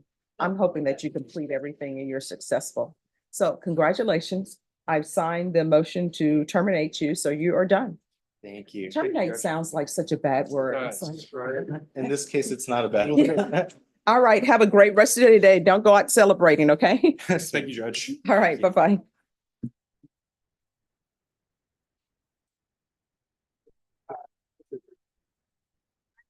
Probation on Mark and Renee Hernandez, early termination is granted. I could have a copy of the order. Oh, sure, just get it from the clerks. Aria Frosto. Court is calling 2023 CR 0168A, State of Texas versus Aria Eden Frosto. Could I have parties announced for the record for the state? Hank Wilkins for the state, Your Honor. Defense? Peter Calvarola from Ms. Frosto, Your Honor. And are you Ms. Frosto? Yes. Counsel, did you, I'm sorry, Ms. Frosto, I'm showing you what's entitled Motion to Enter Adjudication of Guilt and Revoke Community Supervision. Did you review that with your attorney? Did you understand it? Yes. Are you the same Aria Eden Frosto who was placed on deferred adjudication in 2023 CR 0168A for the offense of burglary habitation on May 1st, 2023 for a term of 6 years. Is that you? Yes, Your Honor. All right, state. Violated condition number 42 in Bear County, Texas, the defendant Aria Eden Frosto did then and there fail to report to the supervision officer as directed for the weeks of September 25th, October 2nd, October 9th, and October 16th, 2023, in violation of condition number 42. How do you plead to that, true or not true? True. And Your Honor, oh, sorry. Do you waive? Yes, ma'am. We waived the other violation alleged in the motion. Any objection? No objection, Your Honor.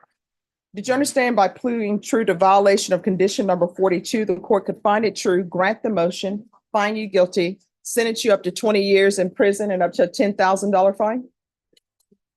You need to speak up. Yes, Your Honor. Knowing that, do you still wish to plead true to violation of condition 42? Yes, Your Honor. Court will find violation of condition number 42 true.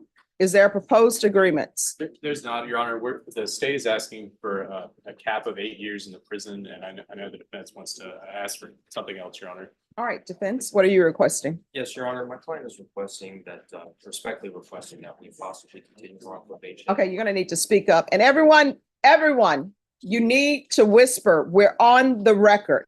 And if people are having reunions instead of chatting about cases, I'm gonna ask that you hold off on your reunion talks. Yes. Your Honor, respectfully, my client is requesting that she be reinstated on probation and subject to any programs that the court might deem appropriate. My client would also like to address the court if. All right, can you raise your right hand? Do you solemnly swear or affirm the testimony you give will be the truth and nothing but the truth, so help you God? Yes, Your Honor. All right, you can lower your hand, state your name for the record. My name is Aria Eden Frosto. All right, what would you like to say? I stand before you today to ask you to reinstate my probation and or give me a monitor to show you that I've matured since being 17. While being incarcerated, I have been working on my GED. I've also taken anger management courses and I've had good behavior since being incarcerated and always try to behave myself even on the outside. For being only 19, I am very mature for my age and I know I have a lot of potential. I also know my worth as a mother and a young woman. When it comes to being a hardworking, sophisticated woman, I plan on going to college when I am released, also to do is what I need to for probation. I have an interest in cosmetology and plan pursuing that as my career. I have a 3-year-old son that needs me at my best version of myself and looks up to me. I have 2 younger sisters, 14, 13, that also look up to me as well. Since being incarcerated, I missed my son's 3rd birthday and my sister's 13th birthdays. They mean the Okay, world let to me stop you for a moment. So the main question for me is, why are you not reporting? This whole thing about you missing your son's 3rd birthday and your sister's 13th birthday, that's all on you. So why are you not reporting? I had a very hard life growing up. I haven't had parents. I haven't known right from wrong most of my life. So let me ask you this. When is it your choices and it's not the fact that you had horrible parents? When does it become your choice? No. When you're 30? And then it's no longer, you can say, well, I had a bad childhood. My parents were horrible. My parents didn't raise me. I know you're not. So when does it stop being your parents' problem or your parents' fault? When is it because you're making choices? I've made very bad choices. No, I mean, my question is, how old are you now? 19. All right, so my question to you is, when is it, woe is me, my parents were horrible, when does it become, it's a choice you made? Right now, you're on. No, when? This choice. When? Because what you're reading, you're giving me excuses as to why you didn't report. Your excuse is you don't know right from wrong, which I don't understand how that's even possible. But your excuse is I don't know right from wrong because I didn't have any parents to teach me right from wrong. And you're 19, correct? Yes, sir. So at what age will you stop making an excuse that I don't know right from wrong because my parents didn't teach me? What age will you be when you won't come before another court or somebody else using that as an excuse? Tell me. I'm sorry, Your Honor. Stop that. All right. So here's my other question. Why are you not reporting? I had no transportation and I was trying my best. And I called him multiple times telling him my circumstance. And that was my probation officer. Let me ask you this. Were you eating food? You need to say yes or no. Yes, Your Honor. So did you have a job? No, Your Honor. So how were you supporting yourself?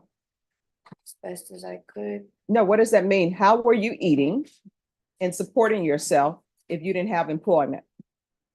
I had my mom, but. All right, so you had your mom, the same mom who's a horrible parent who didn't teach you right from wrong, correct? I chose her as my mom. She adopted me, but they had already said I had warrants out. So were you living with her? Yes, And where is your 3-year-old? he's with me and his dad. Back and forth. I see him on the weekends. All right. So this is what I'm looking at. When this plea bargain was done, there were many cases that were taken in consideration. Have you paid any of the restitution? Yes, Your Honor. I paid it when I went to probation the first time. I was paying my probation fees were $80 a month and my drug fees, and I never came out dirty. I mean, I just don't understand. You're not reporting. I don't understand that. I know this is your second motion to revoke. Yes, Your Honor. But So, I want I to mean, change that. I really do. I want There- to change that. All right, so I'm sorry, but you're not a good candidate for probation. Yes, Your Honor. I mean, this is your second time. You've been given chances. I don't think there's anything else that the court can do for you. I mean, I don't think she has any prior history that would exclude her from potentially a shock probation, but I'm going to find her guilty. And as previously stated, I'm finding violation of condition number 42 true. There's to be no unsupervised contact with minors.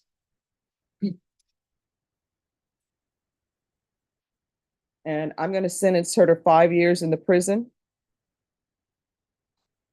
Give her credit for any time served. Probation, is there outstanding restitution? I don't have any restitution. Okay. All right, I'm going to show you what's entitled Trial Court Certification of Defendant's Rights to Appeal. Did you review that with your attorney? Did you understand it? Yes, Your Honor. All right, you do have a limited right to appeal, and that's as it relates to the allegations in the motion, not the fact that you are on deferred adjudication. Do you understand? Yes. All right, and I will tell you this, if we can go off the record, if you want me to consider shock probation, when you're at the prison, you had better be doing something to show me that you're making improvements and that you're internalizing the reason why you were sentenced. Do you understand? Yes, Your Honor. All right, and you can talk to her about shock probation. Yes, sir. Thank you. And I'm sorry, everyone, I'm going to need to take up the case involving the interpreter. It's Angel Martinez Pacheco. All right, if he'll come down. Come on over. Yes. And then after this, I'll take up the motions that have been presented to the court.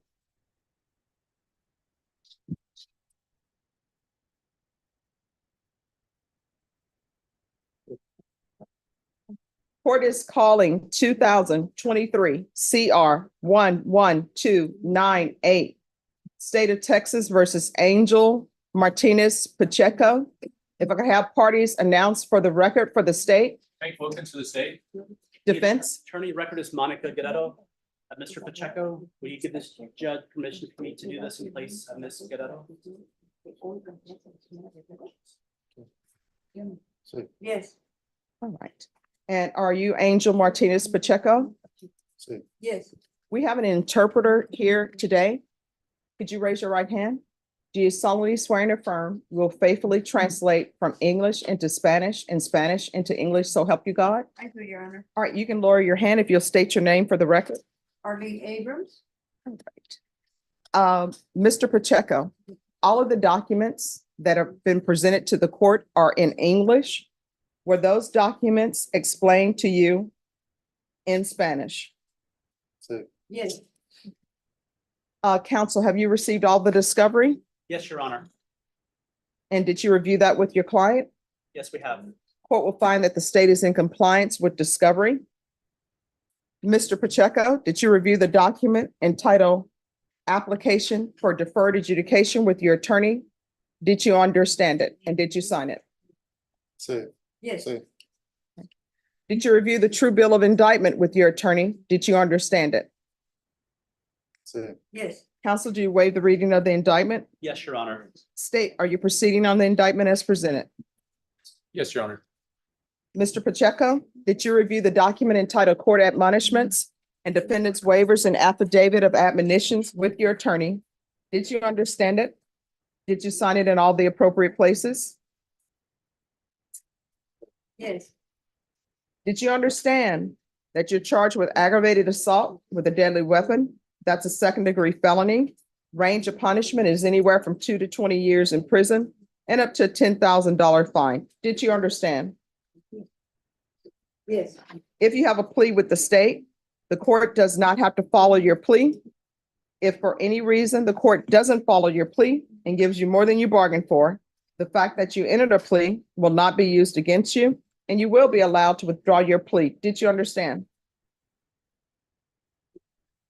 Yes. Did you understand you have a right to jury trial, a right for you or your attorney to cross-examine and confront any witnesses the state would call, and the right to remain silent?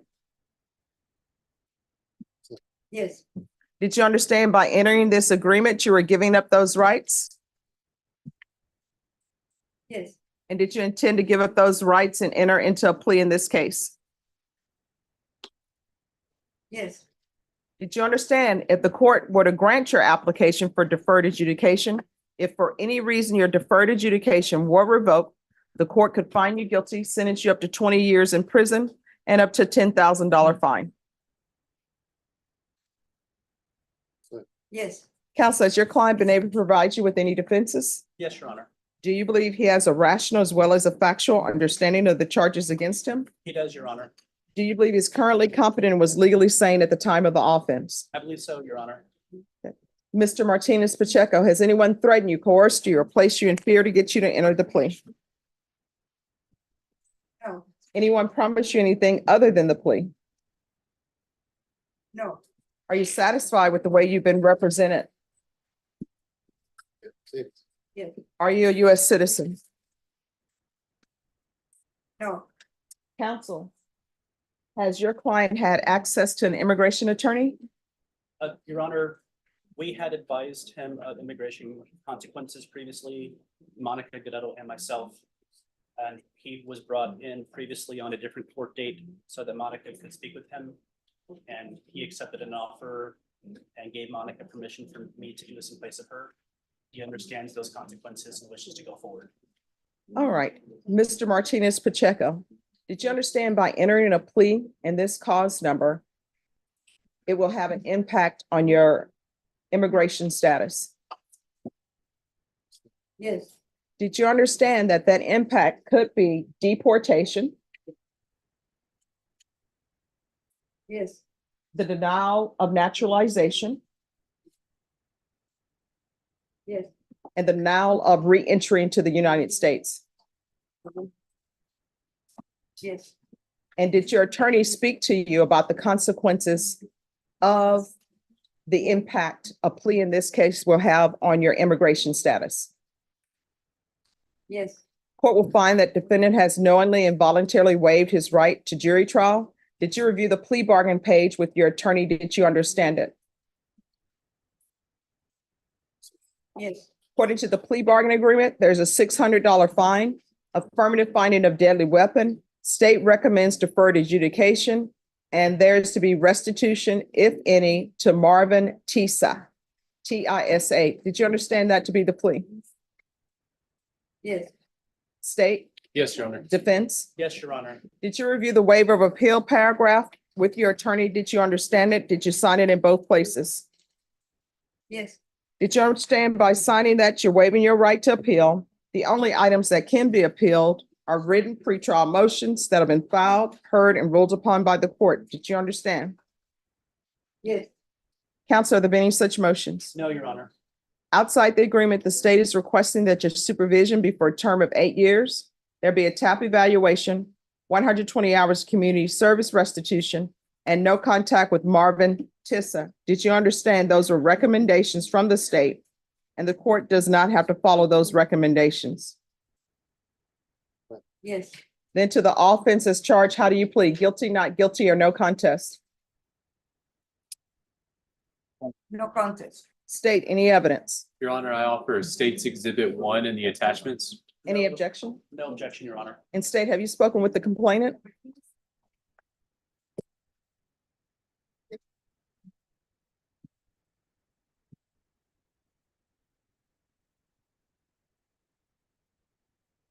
We have, Your Honor.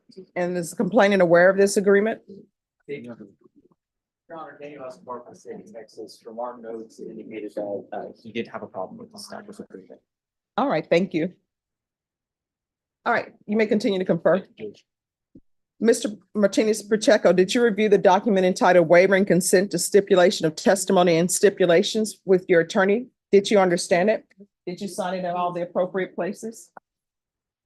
Yes. Again, did you understand you have a right to jury trial, a right for you or your attorney to cross-examine and confront any witnesses the state would call in the right to remain silent? Yes. Did you understand that today the state will be presenting evidence in the form of witnesses' statements and police reports, but most importantly, there will be no live testimony? Did you understand? Yes. Court will find that defendant has knowingly and voluntarily waived and consented to stipulation of testimony and stipulations. Court will accept into evidence states exhibits 1 and attachments. The court has reviewed the same. The court will find there is sufficient evidence to find you guilty. The court will defer finding of guilt as you've applied for deferred adjudication. Are we proceeding with sentencing? Yes, Your Honor. Anything you wish to say on behalf of your client?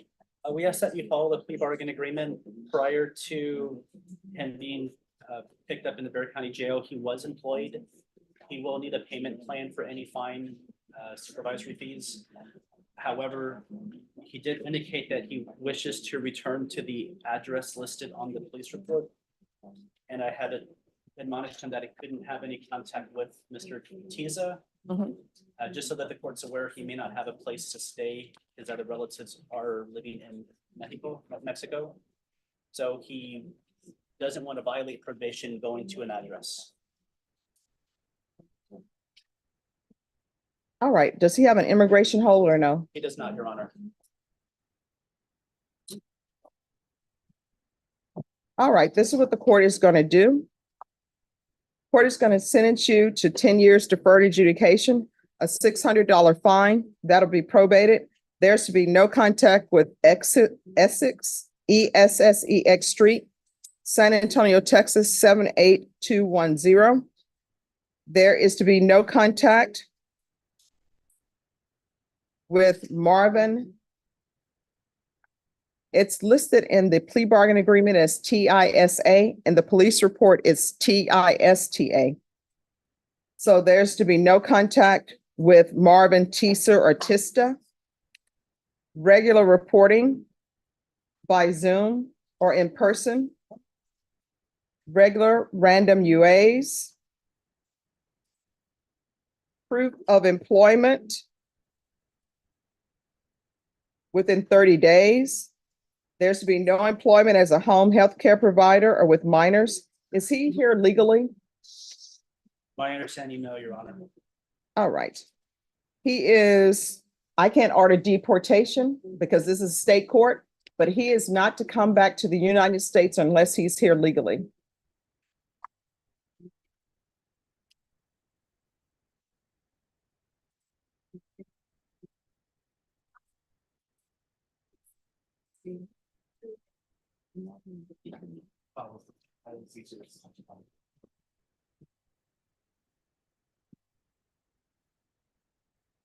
So why do they not have for him to be deported if he's not here legally? All right, you're not allowed to be in the United States. That's a part of your probation. He's not here legally. He's not allowed to be in the United States. If he is here in the United States, then issue a motion to revoke.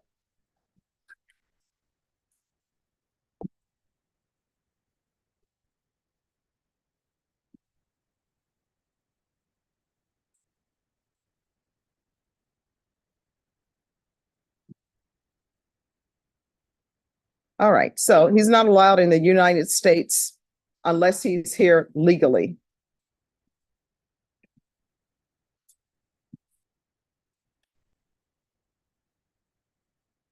field visits once a month until further notice.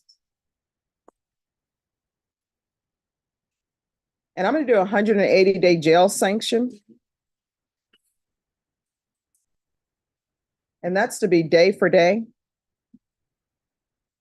And there's no credit for that.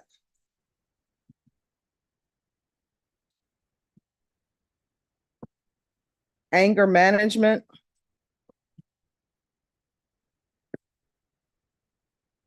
Probation, is there anything else?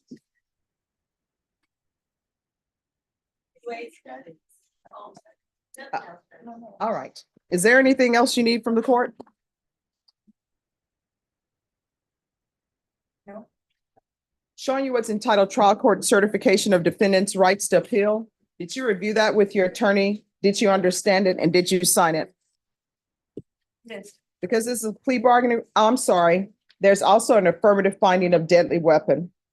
All right, because this is a plea bargaining agreement, because I followed your plea bargaining agreement, and because you waive your right to appeal, you do not have the court's permission to appeal. Do you understand? Yes. All right, thank you. Your Honor, before we go off the record. Yes. if You could perhaps hold one term in advance about his residency until there's perhaps violations You mean about where he can't live? about the residing in the US. No, I mean, he's not here legally. If he's here legally, then of course I would do something different. But he's not, being in the United States illegally is a crime. And so he would be violating his probation. All right, thank you. Thank you, Mr. Statesman. All right, who's here on Luis Franco?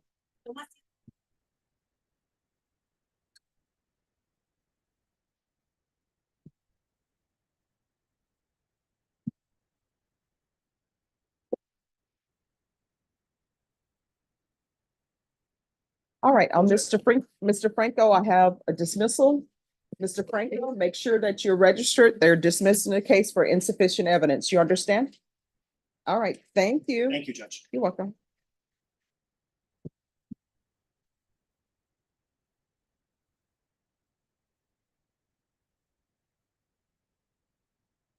Who's here on Kevin Young? Yes. Thank you so much. On a docket matter, we are set for trial on May 14th. Wait a minute, is this off docket? Yes. Okay, just give me a moment. Oh, okay. Sure.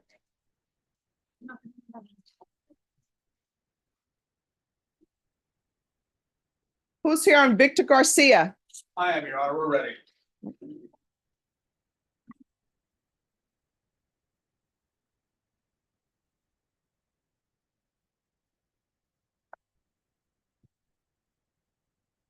Who's your case? Is it here? Yeah, I did motion six.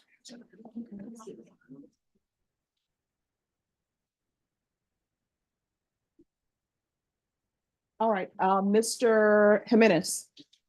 I'll take you up after this case. Thank you.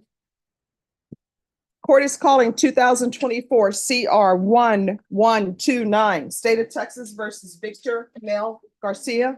Can I have parties announced for the record for the state? Daniel Escobar for the state of Texas. Defense? Todd Lesser for Mr. Garcia. All right, are you Mr. Garcia? Yes, Your Honor. Counsel, have you received all the discovery in this case and did you review it with your client? I have and I did. Court will find that the state is in compliance with discovery. Mr. Garcia, did you review the document entitled Application for Community Supervision with your attorney? Did you understand it? Yes, ma'am. And did you sign it? Yes, ma'am. Did you review the true bill of indictment with your attorney? Did you understand it? Yes, Your Counsel, do you waive the reading of the indictment? We do, Your Honor. State, are you proceeding on the indictment as presented? Your Honor, we're waiving the habitual offender enhancement allegation, but otherwise we're proceeding as presented. Any objection? No objections, Your Honor. Mr. Garcia, did you review the document entitled Court Admonishments and Defendants Waivers and Application? I'm sorry, Defendants Waivers and Affidavit of Admonitions? Yes, Your Honor. All right. And did you sign it in all the appropriate places? Yes, ma'am. Did you understand you're charged with felon in possession of a firearm? That's a third-degree felony. Range of punishment is anywhere from 2 to 10 years in prison and up to $10,000 fine. Did you understand? Yes, Your Honor. If you have a plea bargain agreement with the state, the court does not have to follow your plea. If for any reason the court does not follow your plea and gives you more than you bargained for, the fact that you entered a plea will not be used against you and you will be allowed to withdraw your plea. Did you understand? Yes, Your Honor. Did you understand you have a right to jury trial, a right for you or your attorney to cross-examine and confront any witnesses the state would call and the right to remain silent? Did you understand by entering this plea, you were giving up those rights? Yes, ma'am. And did you intend to give up those rights and enter into a plea in this case? Counsel, has your client been able to provide you with any defenses? He has, Your Honor. Do you believe he has a rational as well as a factual understanding of the charges against him? I do. Do you believe he's currently competent, was legally sane at the time of the offense? I do.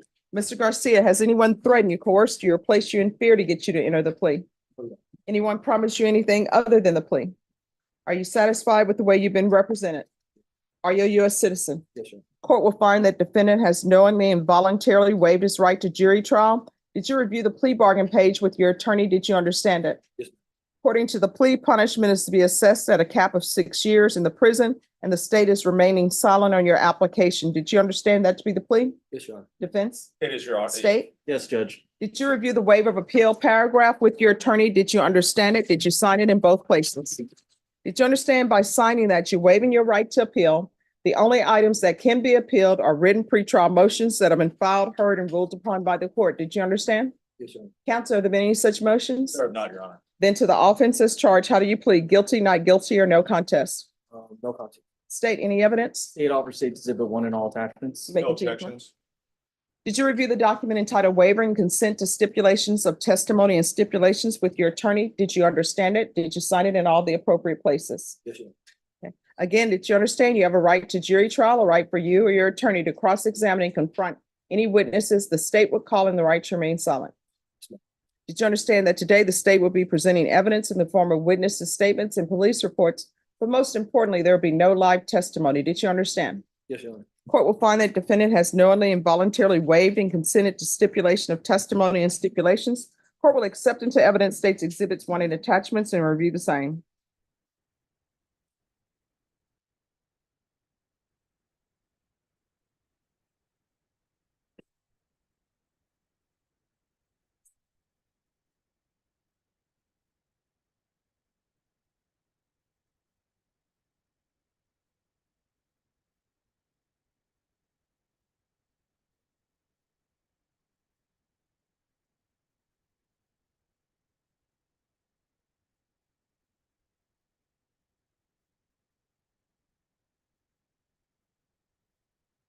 All right, after reviewing states exhibits 1 in attachments, the court will find there is sufficient evidence to find you guilty. The court will find you guilty, and we'll set this for sentencing. What date? And we're off the record.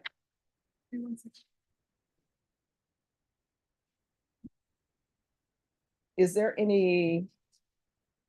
Yeah, it'll probably be best to do a sentencing. I mean, to set it for a PSI and a TAP. Yes, Your Honor. All right, June 17th, that's the earliest we can get your TAP evaluation done and the PSI done. I'll base my decision on whether or not to grant your application based upon the PSI report and any other evidence that's presented. Thank you. All right, thank you for dressing appropriately for court. If you'll make sure that you sign a reset form and visit with probation before you leave. Thank you, Your Honor. All right, you're welcome. All right, Joe Angel Flores.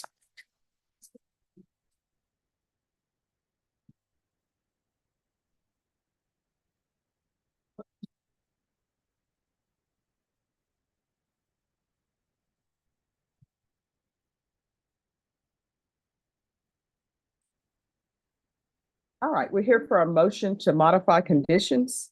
Is that correct, counsel? It is, Your Honor. I'm sorry. All right, is the complainant here? I think she's by Zoom. She is, Your Honor. All right, let me have her zoom in. Court is calling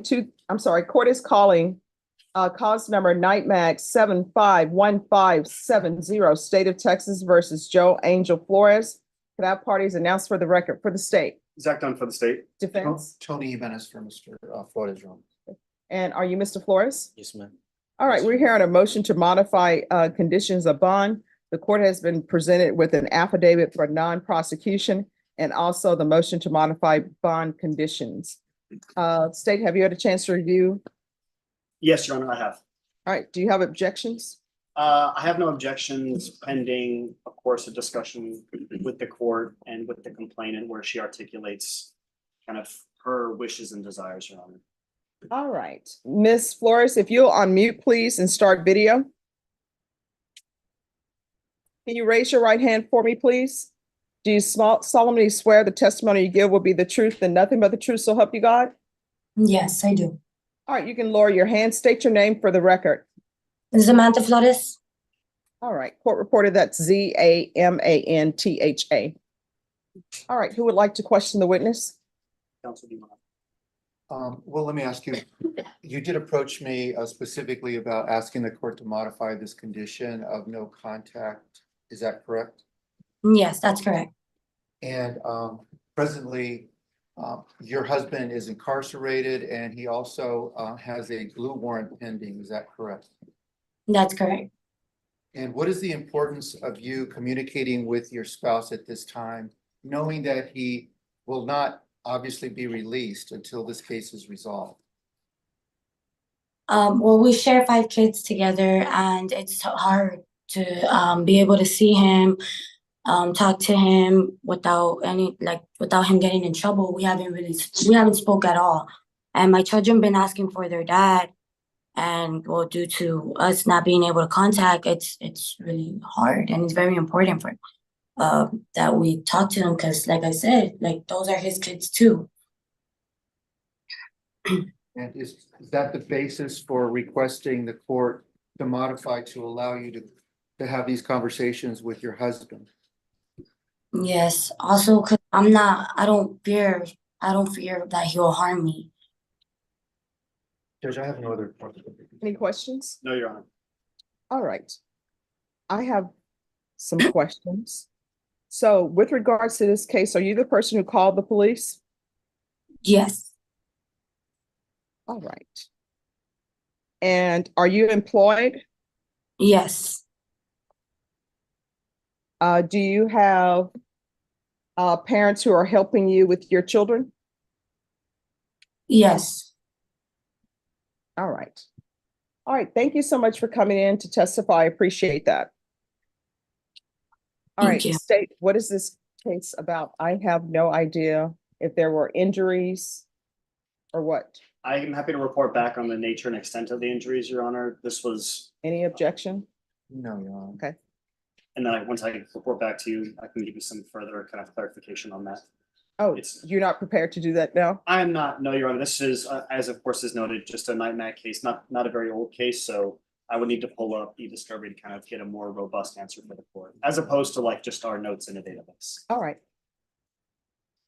So, counsel, once the state is able to pull up a police report, or if somebody has a police report, just come back up and I'll make a ruling. Yes, Your Honor. All right, thank you so much. And Yes. thank you for your patience. You're always patient. Yes, Judge, thank you. Judge, can I have your permission to leave for at least 30 minutes? Yes. Oh, yes. Okay, thank you, Judge. All right. And Deputy Laura, we're not done with Mr. Flores. Have a seat, sir.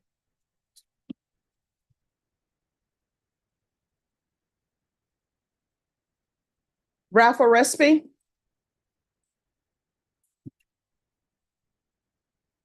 Is he in? Ah.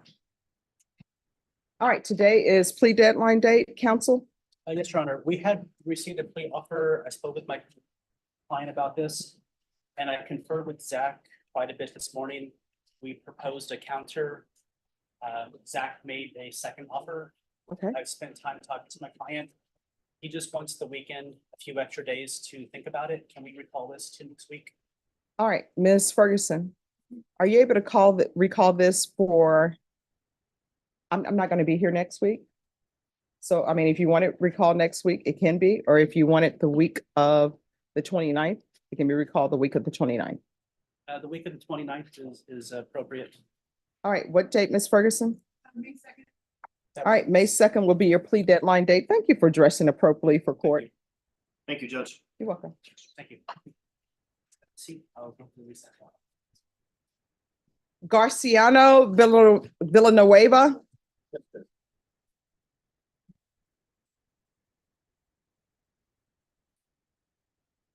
Court is calling 2022 CR 2866, State of Texas versus Garciana Agon Villanueva Jr. If I could have parties announced for the record for the state. Jason Garahan, Your Honor. Defense, Donald Wilson for Mr. Villanueva. are you Mr. Villanueva?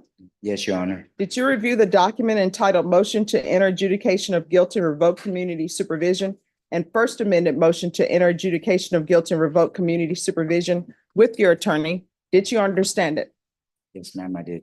Are you the same Garciana Agon It's again. Yes, ma'am. Villanueva Jr., who was placed on deferred adjudication in 2022, CR 2866, for the offense of possession of a controlled substance, penalty group 1 gram to 4 grams on April 18, 2022, for a period of 5 years. Is that you? Yes, ma'am. All right, state. Yes, Your Honor. Violated condition number 1 on or about the 11th day of March 2024 in Bexar County, Texas. The defendant, Cristiano, again, Villanueva Jr., committed the offense of possession of a controlled substance, a violation of condition number 1. How do you plead to that? True or not true? True. Your Honor, we'll waive the remaining violated conditions. Any objection? No, Your Honor. Did you understand by pleading true to violation of condition number 1, court could find it true, grant the motion, find you guilty, sentence you up to 10 years in prison and up to a $10,000 fine? Yes, Your Honor. Knowing that, do you still wish to plead true to violation of condition number 1? Yes. Court will find violation of condition number 1 true. Is there a proposed agreement? No, there's not an agreement, Your Honor. State, what are you requesting? The state is requesting a revocation, and since he did play true to number 1, the state is taking into consideration cause numbers Night Mag 755-399 and Night Mag 755-398. And then we'll tender those to the court. All right, defense, what are you requesting? Your Honor, we are requesting consideration to deny the motion and continue him on deferred and follow the recommendations of probation, which include basically a repeat of SATF with the aftercare and all of the programs after that. Mr. Villanueva completed SATF. Apparently received 2 certificates, did well, mentored while he was in there. Very optimistic when he was released. But unfortunately, he wasn't prepared for life after being released. And whenever he returned home, some of the problems that landed him in SATF to begin with were still there. Primarily a girlfriend who used drugs and was not very responsible. He ended up being homeless when he tried to remove himself from that scenario, and then life spiraled and he relapsed. And so he's not here saying I shouldn't be held accountable. He's here saying he needs help. He originally came to San Antonio to try to get visitation with a young child. He had a job prior in Alabama that transferred him here. He had a life, he had hope. He had no criminal history. And just because of affiliation with people who led him down that road, he has a heroin problem, and he wants help. He continues to see a future for himself. He now has some additional family. He has an older daughter that is in Killeen now. She had been out of state, that they've reconnected and is offering assistance. And he has at least a plan for how he can live his life and stay on track and stay clean. And so we're asking the court to deny the motion and follow what probation is recommending and give him a chance to get clean and off the drugs. All right, probation. Yes, sir. On this case, what are you requesting? Judge, the recommendation would be for status, followed by the full track, followed by aftercare, weekly UAs for 60 days, monthly UAs, therefore for the duration of probation or revocation. All right, here's my question, State.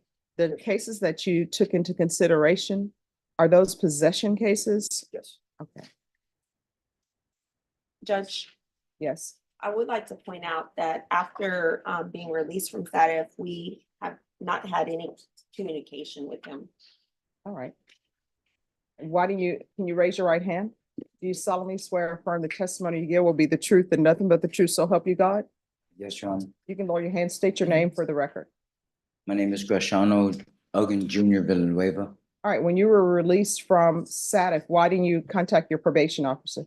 Upon being released, I mean, I've never been arrested before, so when I was released, I just I went to my girlfriend, and she's a heroin addict as well. No, here's the thing, did you not know you had to report?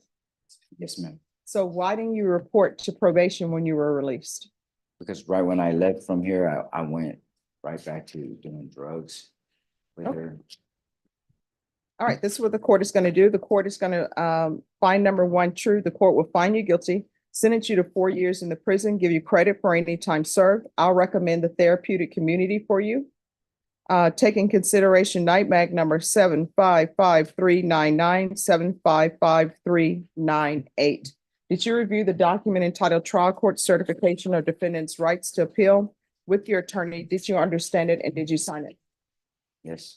You do have a limited right to appeal, and that's as it relates to the allegations in the motion, not the fact that you were on deferred adjudication. Do you understand? Yes, ma'am. All right, good luck to you.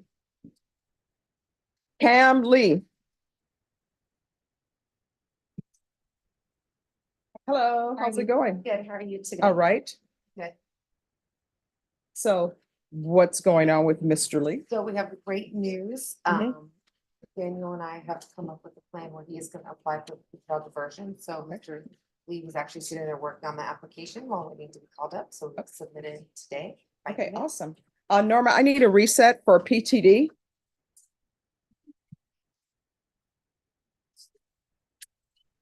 All right, so you're gonna come back here on May 16th. It's just to make sure that everything is in order. You understand? Yes, ma'am. All right, and if you need anything, you can always come back to this court. All right, thank you for dressing appropriately for court. May we be excused? Yes, once you sign the reset form. Of course, thank you. Fernando Serrato. Yes, Your Honor. Are you all ready to proceed? No, Your Honor. What's I'm happening? Requesting a reset.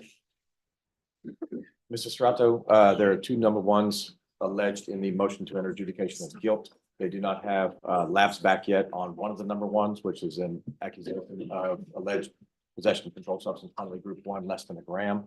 Also, Mr. Strato has some immigration issues. I have not heard back from the MAC yet regarding the Padilla situation.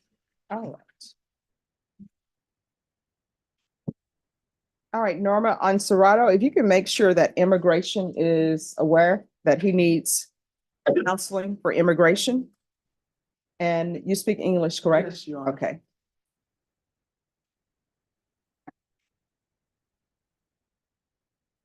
All right, Ms. Ferguson, recall this for a contestant in 45 days. If it turns out it's not contested, then we'll go from there. Yes, Your Honor. And if that is the case, I will continue conferring with the state once I get the information that I need to do my diligence, Judge. Okay. All right, June 3rd.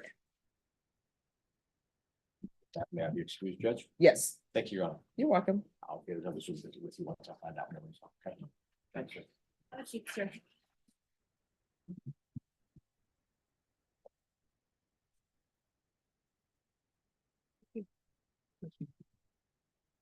Lee Andrew Martinez.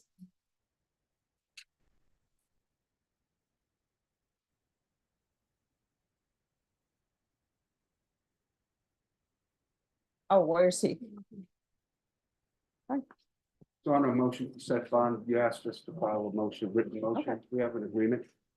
All right, court is calling 2021 CR 7016, State of Texas versus Lee Andrew Martinez. Could I have parties announced for the record for the state? Hank Wilkins for the state, Your Honor. Defense? Warren Wolf and Mr. Martinez. All right, so and you're Mr. Martinez? Yes, ma'am. All right, a bond forfeiture was entered because you did not show for court on December 10th, 2021. I'm sorry, yes, 2021. So where has your client been? In San Antonio. All right, so what are you all stating for a bond? We agreed to a $2,000 bond, Your Honor. There were two cases, $2,000 in each. All right, I only have one. I gave. No, I have a, She's got the other. okay.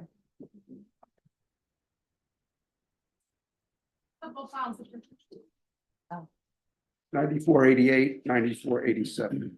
All right, and the court is also calling 9488. So do you want to present any information about your client's ability to make bond? Judge, he is working, he's. I mean, you want to call him as a witness, or are you all going to just do a proffer? I'll just proffer. All right, any objection to the defense doing a proffer? No objection, Your Honor. All right, yes. He has a job. He was working before he was picked up. That's another matter. But the point is, he's working, he can make the bond. His girlfriend's on the outside and she'll help him, and he needs to get back to work. That job is waiting for him. All right, could you raise your right hand for me, please? Do you solemnly swear or affirm the testimony you give will be the truth and nothing but the truth, so help you God? I do. You can lower your hand, state your name for the record. Lee Andrew Martinez? All right. Are you employed? Yes, Your Honor. Where have you been since 2021? I've been at the same residence that is provided, 405623 Van Nuys Boulevard. All right. And what do you do for work? I'm a car salesman. Okay. Did you not know about this setting? At the time that it happened, I was unaware. And when I got the information in the mail, it was past due. So I missed the court date. All right, so where have you been for 3 years? I've been at that address. No, I mean, with regards to this case, were you arrested? Did somebody find you? What happened? I got arrested. That's how I'm here now. On another matter. Oh. When you say arrested on another matter, what is this other matter? Family violence assault. And who is the complainant in that? Was that? I've talked with her, Judge. No, what's her name? Was that? Lizette what? De La Rosa. How do you spell the first name? Lizeette. Last name? Delarosa. And what is her relationship to you? She's my girlfriend. And is this the person you're currently or you want to live with? We're not living together. I live with my mother. All right. So what's the bond on that case? $5,000, Your Honor. All right. So what's his criminal history? He does have a, excuse me, Judge, I printed this out. No problem.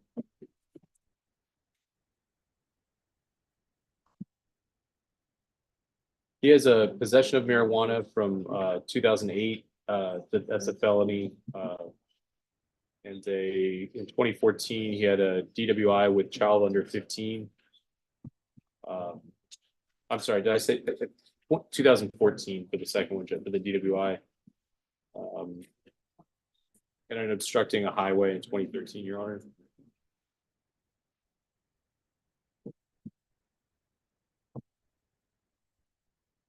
All right, this is what the court is going to do.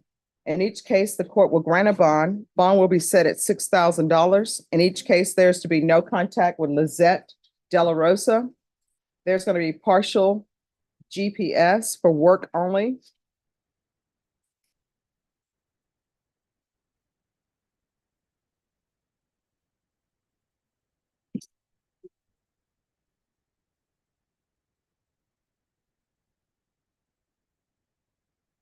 There'll be random UAs, waive fees.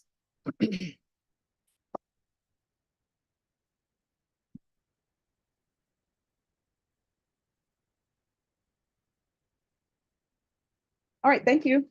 Thank you. And when is this set? When is our? All right.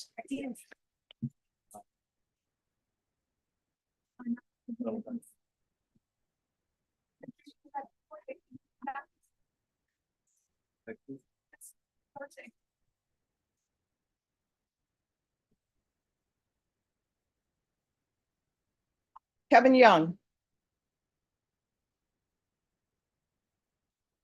Did you copy? Frederico Ojeda. Who's here on Frederico Ojeda? Come forward. No, I forgot to read your sticky. All right, what's happening with this case?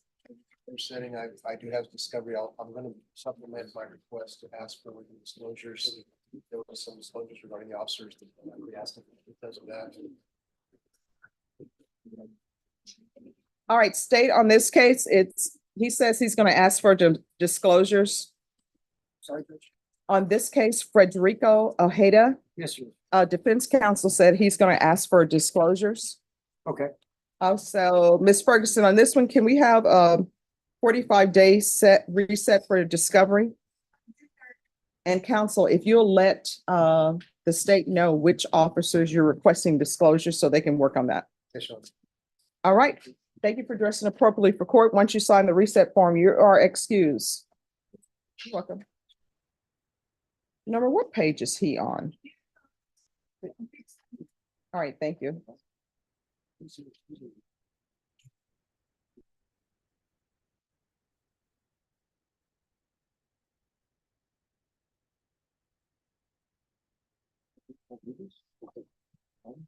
And what date did we set Kim for, Lee? All right, thank you. Jerry Torres.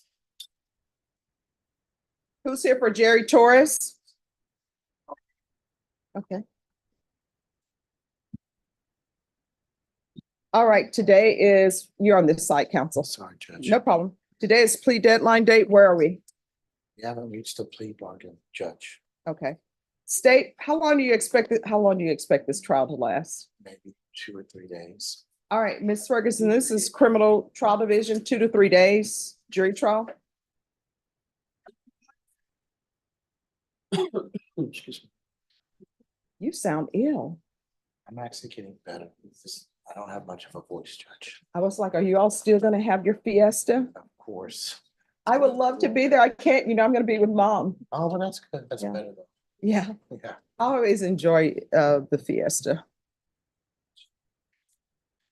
Last year I was able to make it. You guys changed dates on me. Oh, Did well, y'all they change changed dates so I wouldn't They appear? know, they changed dates of Fiesta. No, they did. It's late. Yeah. I guess they're concerned with Lent. Ah. Yeah.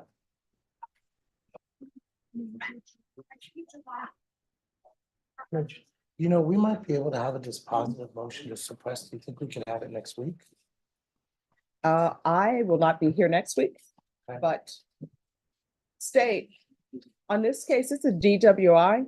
Yes, it is, Judge. He's saying that the motion to suppress will be dispositive. So he's gonna plea if it's not granted?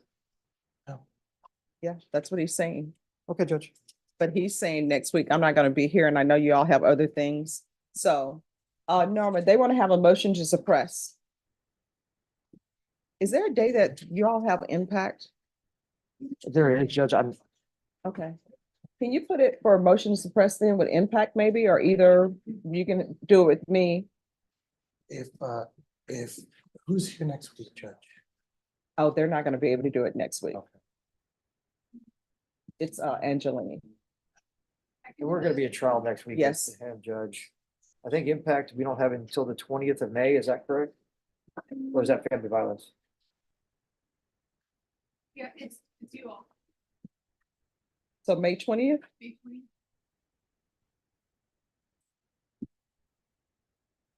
All right. All right, thank you for dressing appropriately for court. I appreciate that. Once you sign the reset form, you are excused. Thank you. All right, Judge. thank you. Hope you feel better. Thank you, Judge. Who is here on Renee Cantu? I'll call him right now. All right, Yeah. then that's gonna have to be taken up in the afternoon. Yes, ma'am. Tuska Hamrick.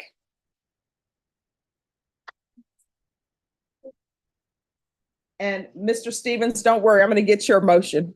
Thank you, Your All right, court is calling 2022 CR 8246, State of Texas versus Tuska Hamrick.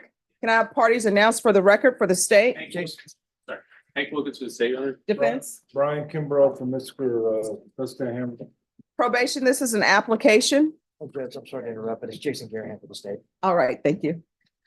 All right, are you Mr. Hamrick? Yes, ma'am. Counsel, have you received all the discovery? I have your. State will find that this, court will find that the state is in compliance with discovery. Mr. Hamrick, did you review the application for deferred adjudication and community supervision Yes, Your Honor. with your attorney? Did you sign it? Yes, Your Honor. Did you review what's entitled true bill of indictment with your attorney? Did you understand it? Yes, Your Honor. Counsel, do you waive the reading of the indictment? I do, Your Honor. State, are you proceeding on the indictment as presented? Yes, we are. We're proceeding on each count, Your Honor, Okay. which they're all the same. So it's 1, 2, and 3? And 4. And There should 4. be another page, Judge. All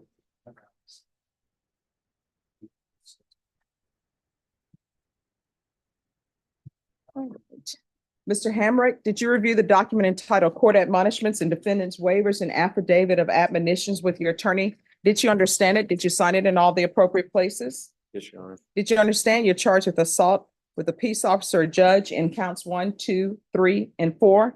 Those are second-degree felonies. Range of punishment is anywhere from 2 to 20 years in prison and up to a $10,000 fine. Did you understand? Yes, Your Honor. If you have a plea bargaining agreement with the state, court does not have to follow your plea.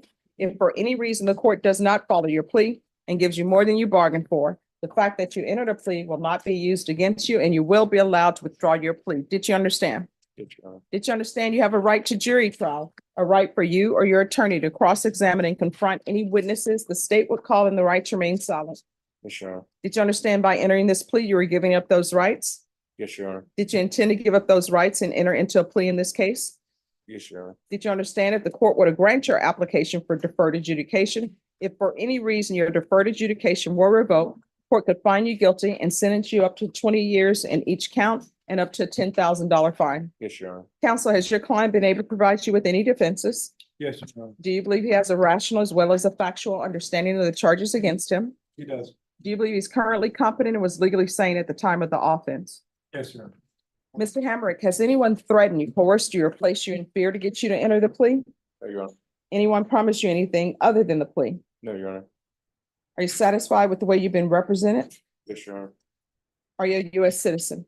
Yes, Your Honor. Court will find that defendant has knowingly and voluntarily waived his right to jury trial. Did you review the plea bargain page with your attorney? Did you understand it? Yes, Your Honor. According to the plea, there's a $1,000 fine. State is recommending deferred adjudication in each count and an anger management course. Did you understand that to be the plea?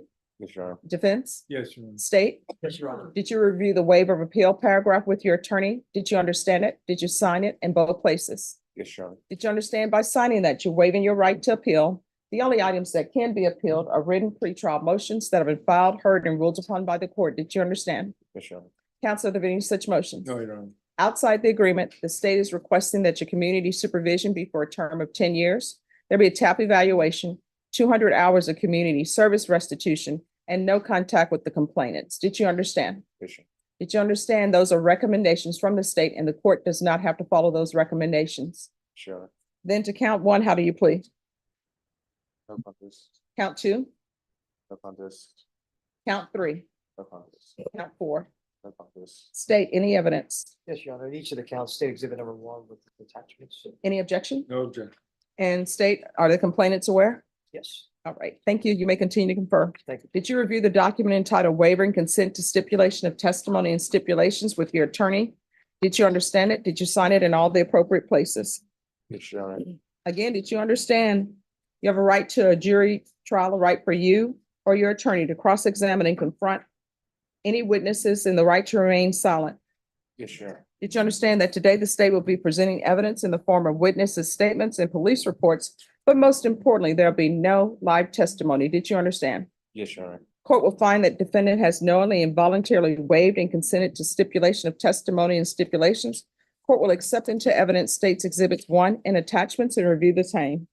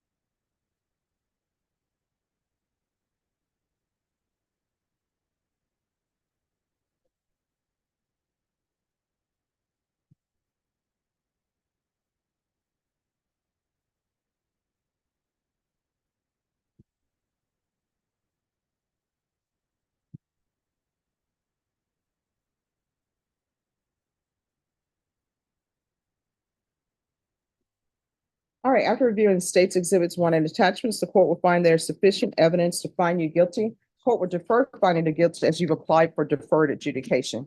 Are you asking to proceed with sentencing? Yes, Your Honor. Anything you wish to say on behalf of your client? Yes, Your Honor, I'd ask the court to follow the plea bargain. Hamrick is 24 years old. He has no criminal record. He's a resident of Oklahoma. He lives with his parents in McCurtain County. How do you spell that? McCurtain County. And I would ask that his supervision be transferred to McCurtain County. I've spoken to his family. This is not characteristic of Hamrick. He's employed, works with his family, never been in trouble. And I believe he can successfully complete probation. All right. So who is Marco Antonio Gonzalez to you? I don't personally know him. It was, Were you intoxicated? Because I don't understand. According to this, you were asking him to get out of the vehicle.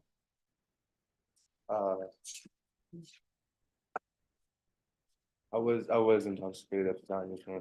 Okay. All right. The court will sentence you to $1,000 fine. That will be probated. 10 years deferred adjudication. Counts 1, 2, 3, and 4 are to run concurrent.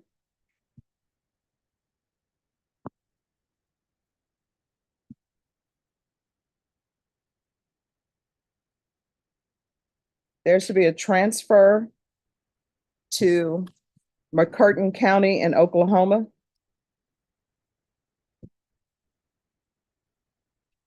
You're not transferred until they accept the transfer. Regular reporting by Zoom or in person. Regular random UAs. Probation, will they accept a transfer while he's in custody or no?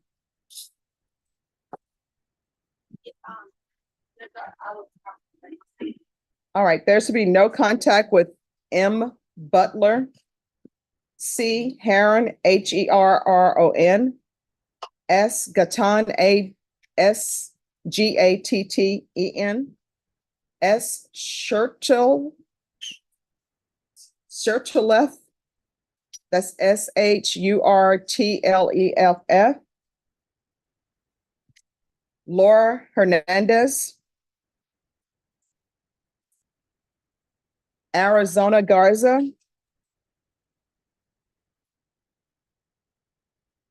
Marco Antonio Gonzalez,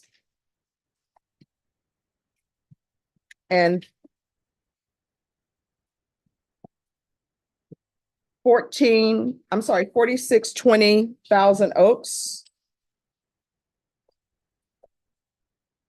And that's San Antonio, Texas, 78233. TAP evaluation in custody, probation. If it's discovered that they won't accept him till he's released, then he can be released. Follow TAP Rex. Proof of employment within 30 days. There should be no employment as a home health care provider or with minors. Field visits, 1 time per month for 3 months. And an anger management course. Probation, is there anything else he needs? All right, is there anything else you need from the court? All right, did you review the document entitled Trial Court Certification of Defendant's Rights to Appeal with your attorney? Did you understand it and did you sign it? Yes, Your Honor. Because this is a plea bargain agreement, because I followed your plea bargain agreement, and because you waive your right to appeal, you do not have the court's permission to appeal. Do you understand? Yes, Your Honor. All right, we can go off the record. So here's the thing. You're gonna have to make better decisions. Otherwise, you're gonna find yourself in and out of custody. It appears that you have a drug or alcohol problem. If there are issues, just let probation know. If you feel like they're not addressing it, you can always come back to court, okay? Sure. All right, thank you. All right, this is the last case we're going to take up before everybody else comes back in the afternoon. John Stephen Meyer.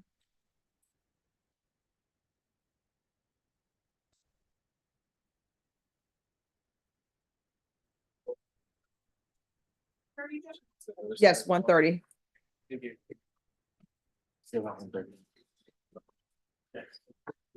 Hello. Hi, Your Honor. Oh, hi. Okay, just 1 second.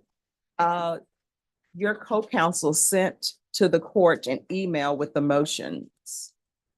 And let me just see if I can find them. And I have copies if you need them, Judge. Oh, that will make it quicker.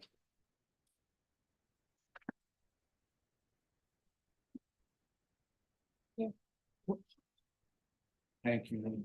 Oh, yeah, if you got it, thank you.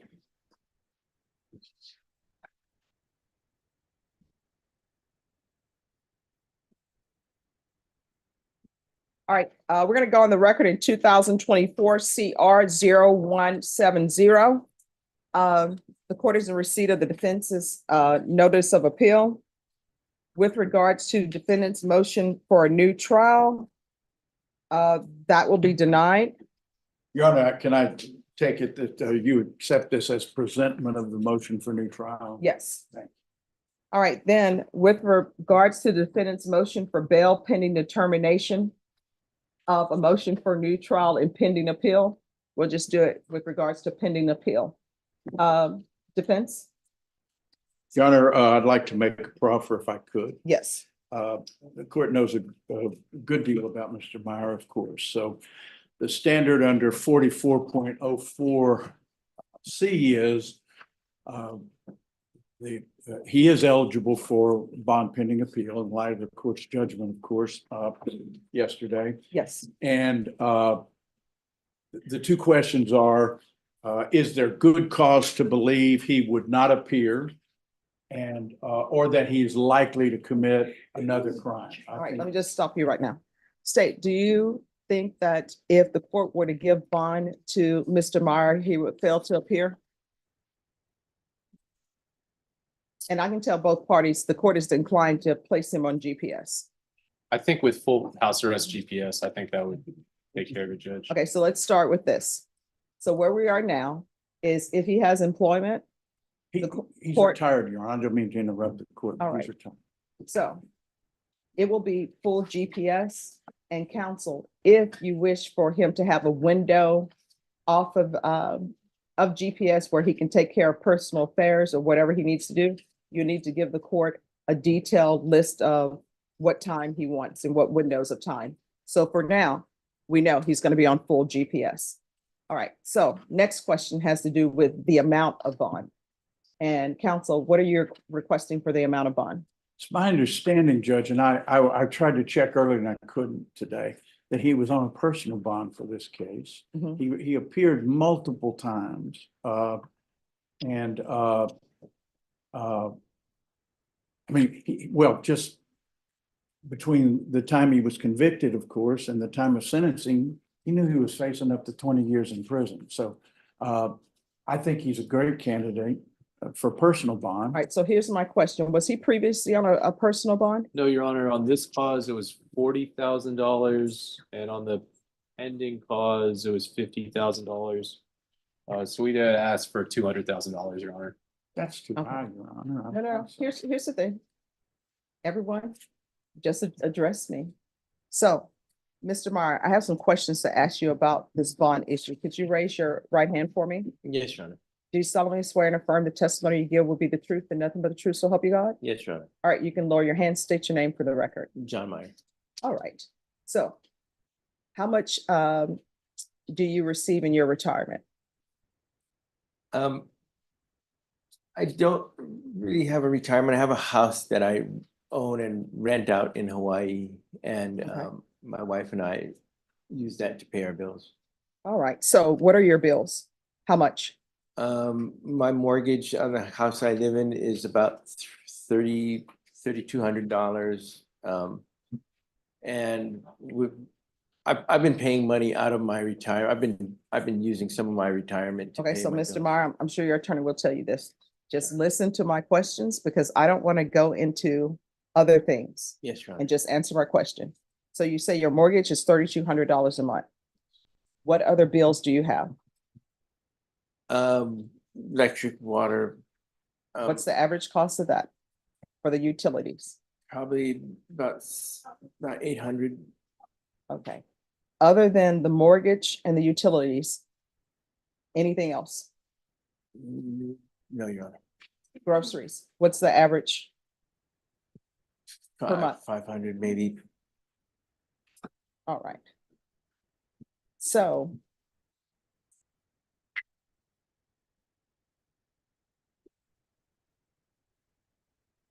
And how much do you receive in income? About 3,500. Okay. And that's the only income you receive? I do renovations on houses. I haven't been doing many recently. Okay. All right, any other questions? No questions, Your Honor. All right, so state, are you still asking for $200,000? Yes, Your Honor. All right, defense, what are you requesting for bond? The court is not going to grant him a PR bond. $50,000. All right, so this is what the court will do. The court will set your bond.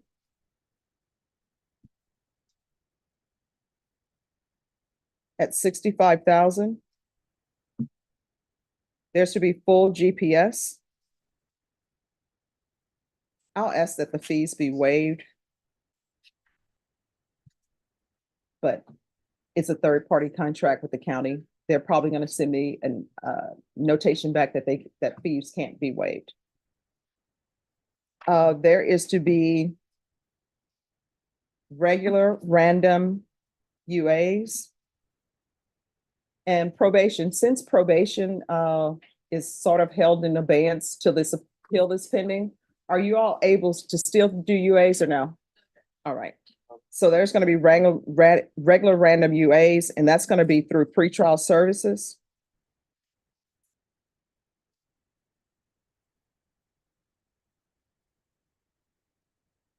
And there is to be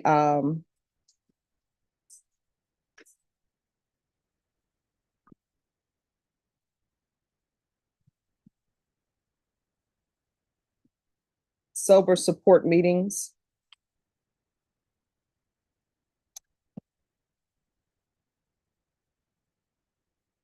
And those are to be 2 times per week. And my understanding is they have those sober support meetings by Zoom. All right, and Ms. Ferguson. State, I know that you may feel as though Mr. Meyer may or may not appear, but you seem to, those concerns seems to be addressed with the GPS, but this is what we will do.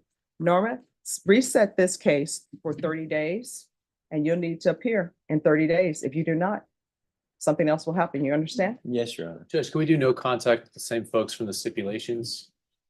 Who are the no contact persons? Just 1 second.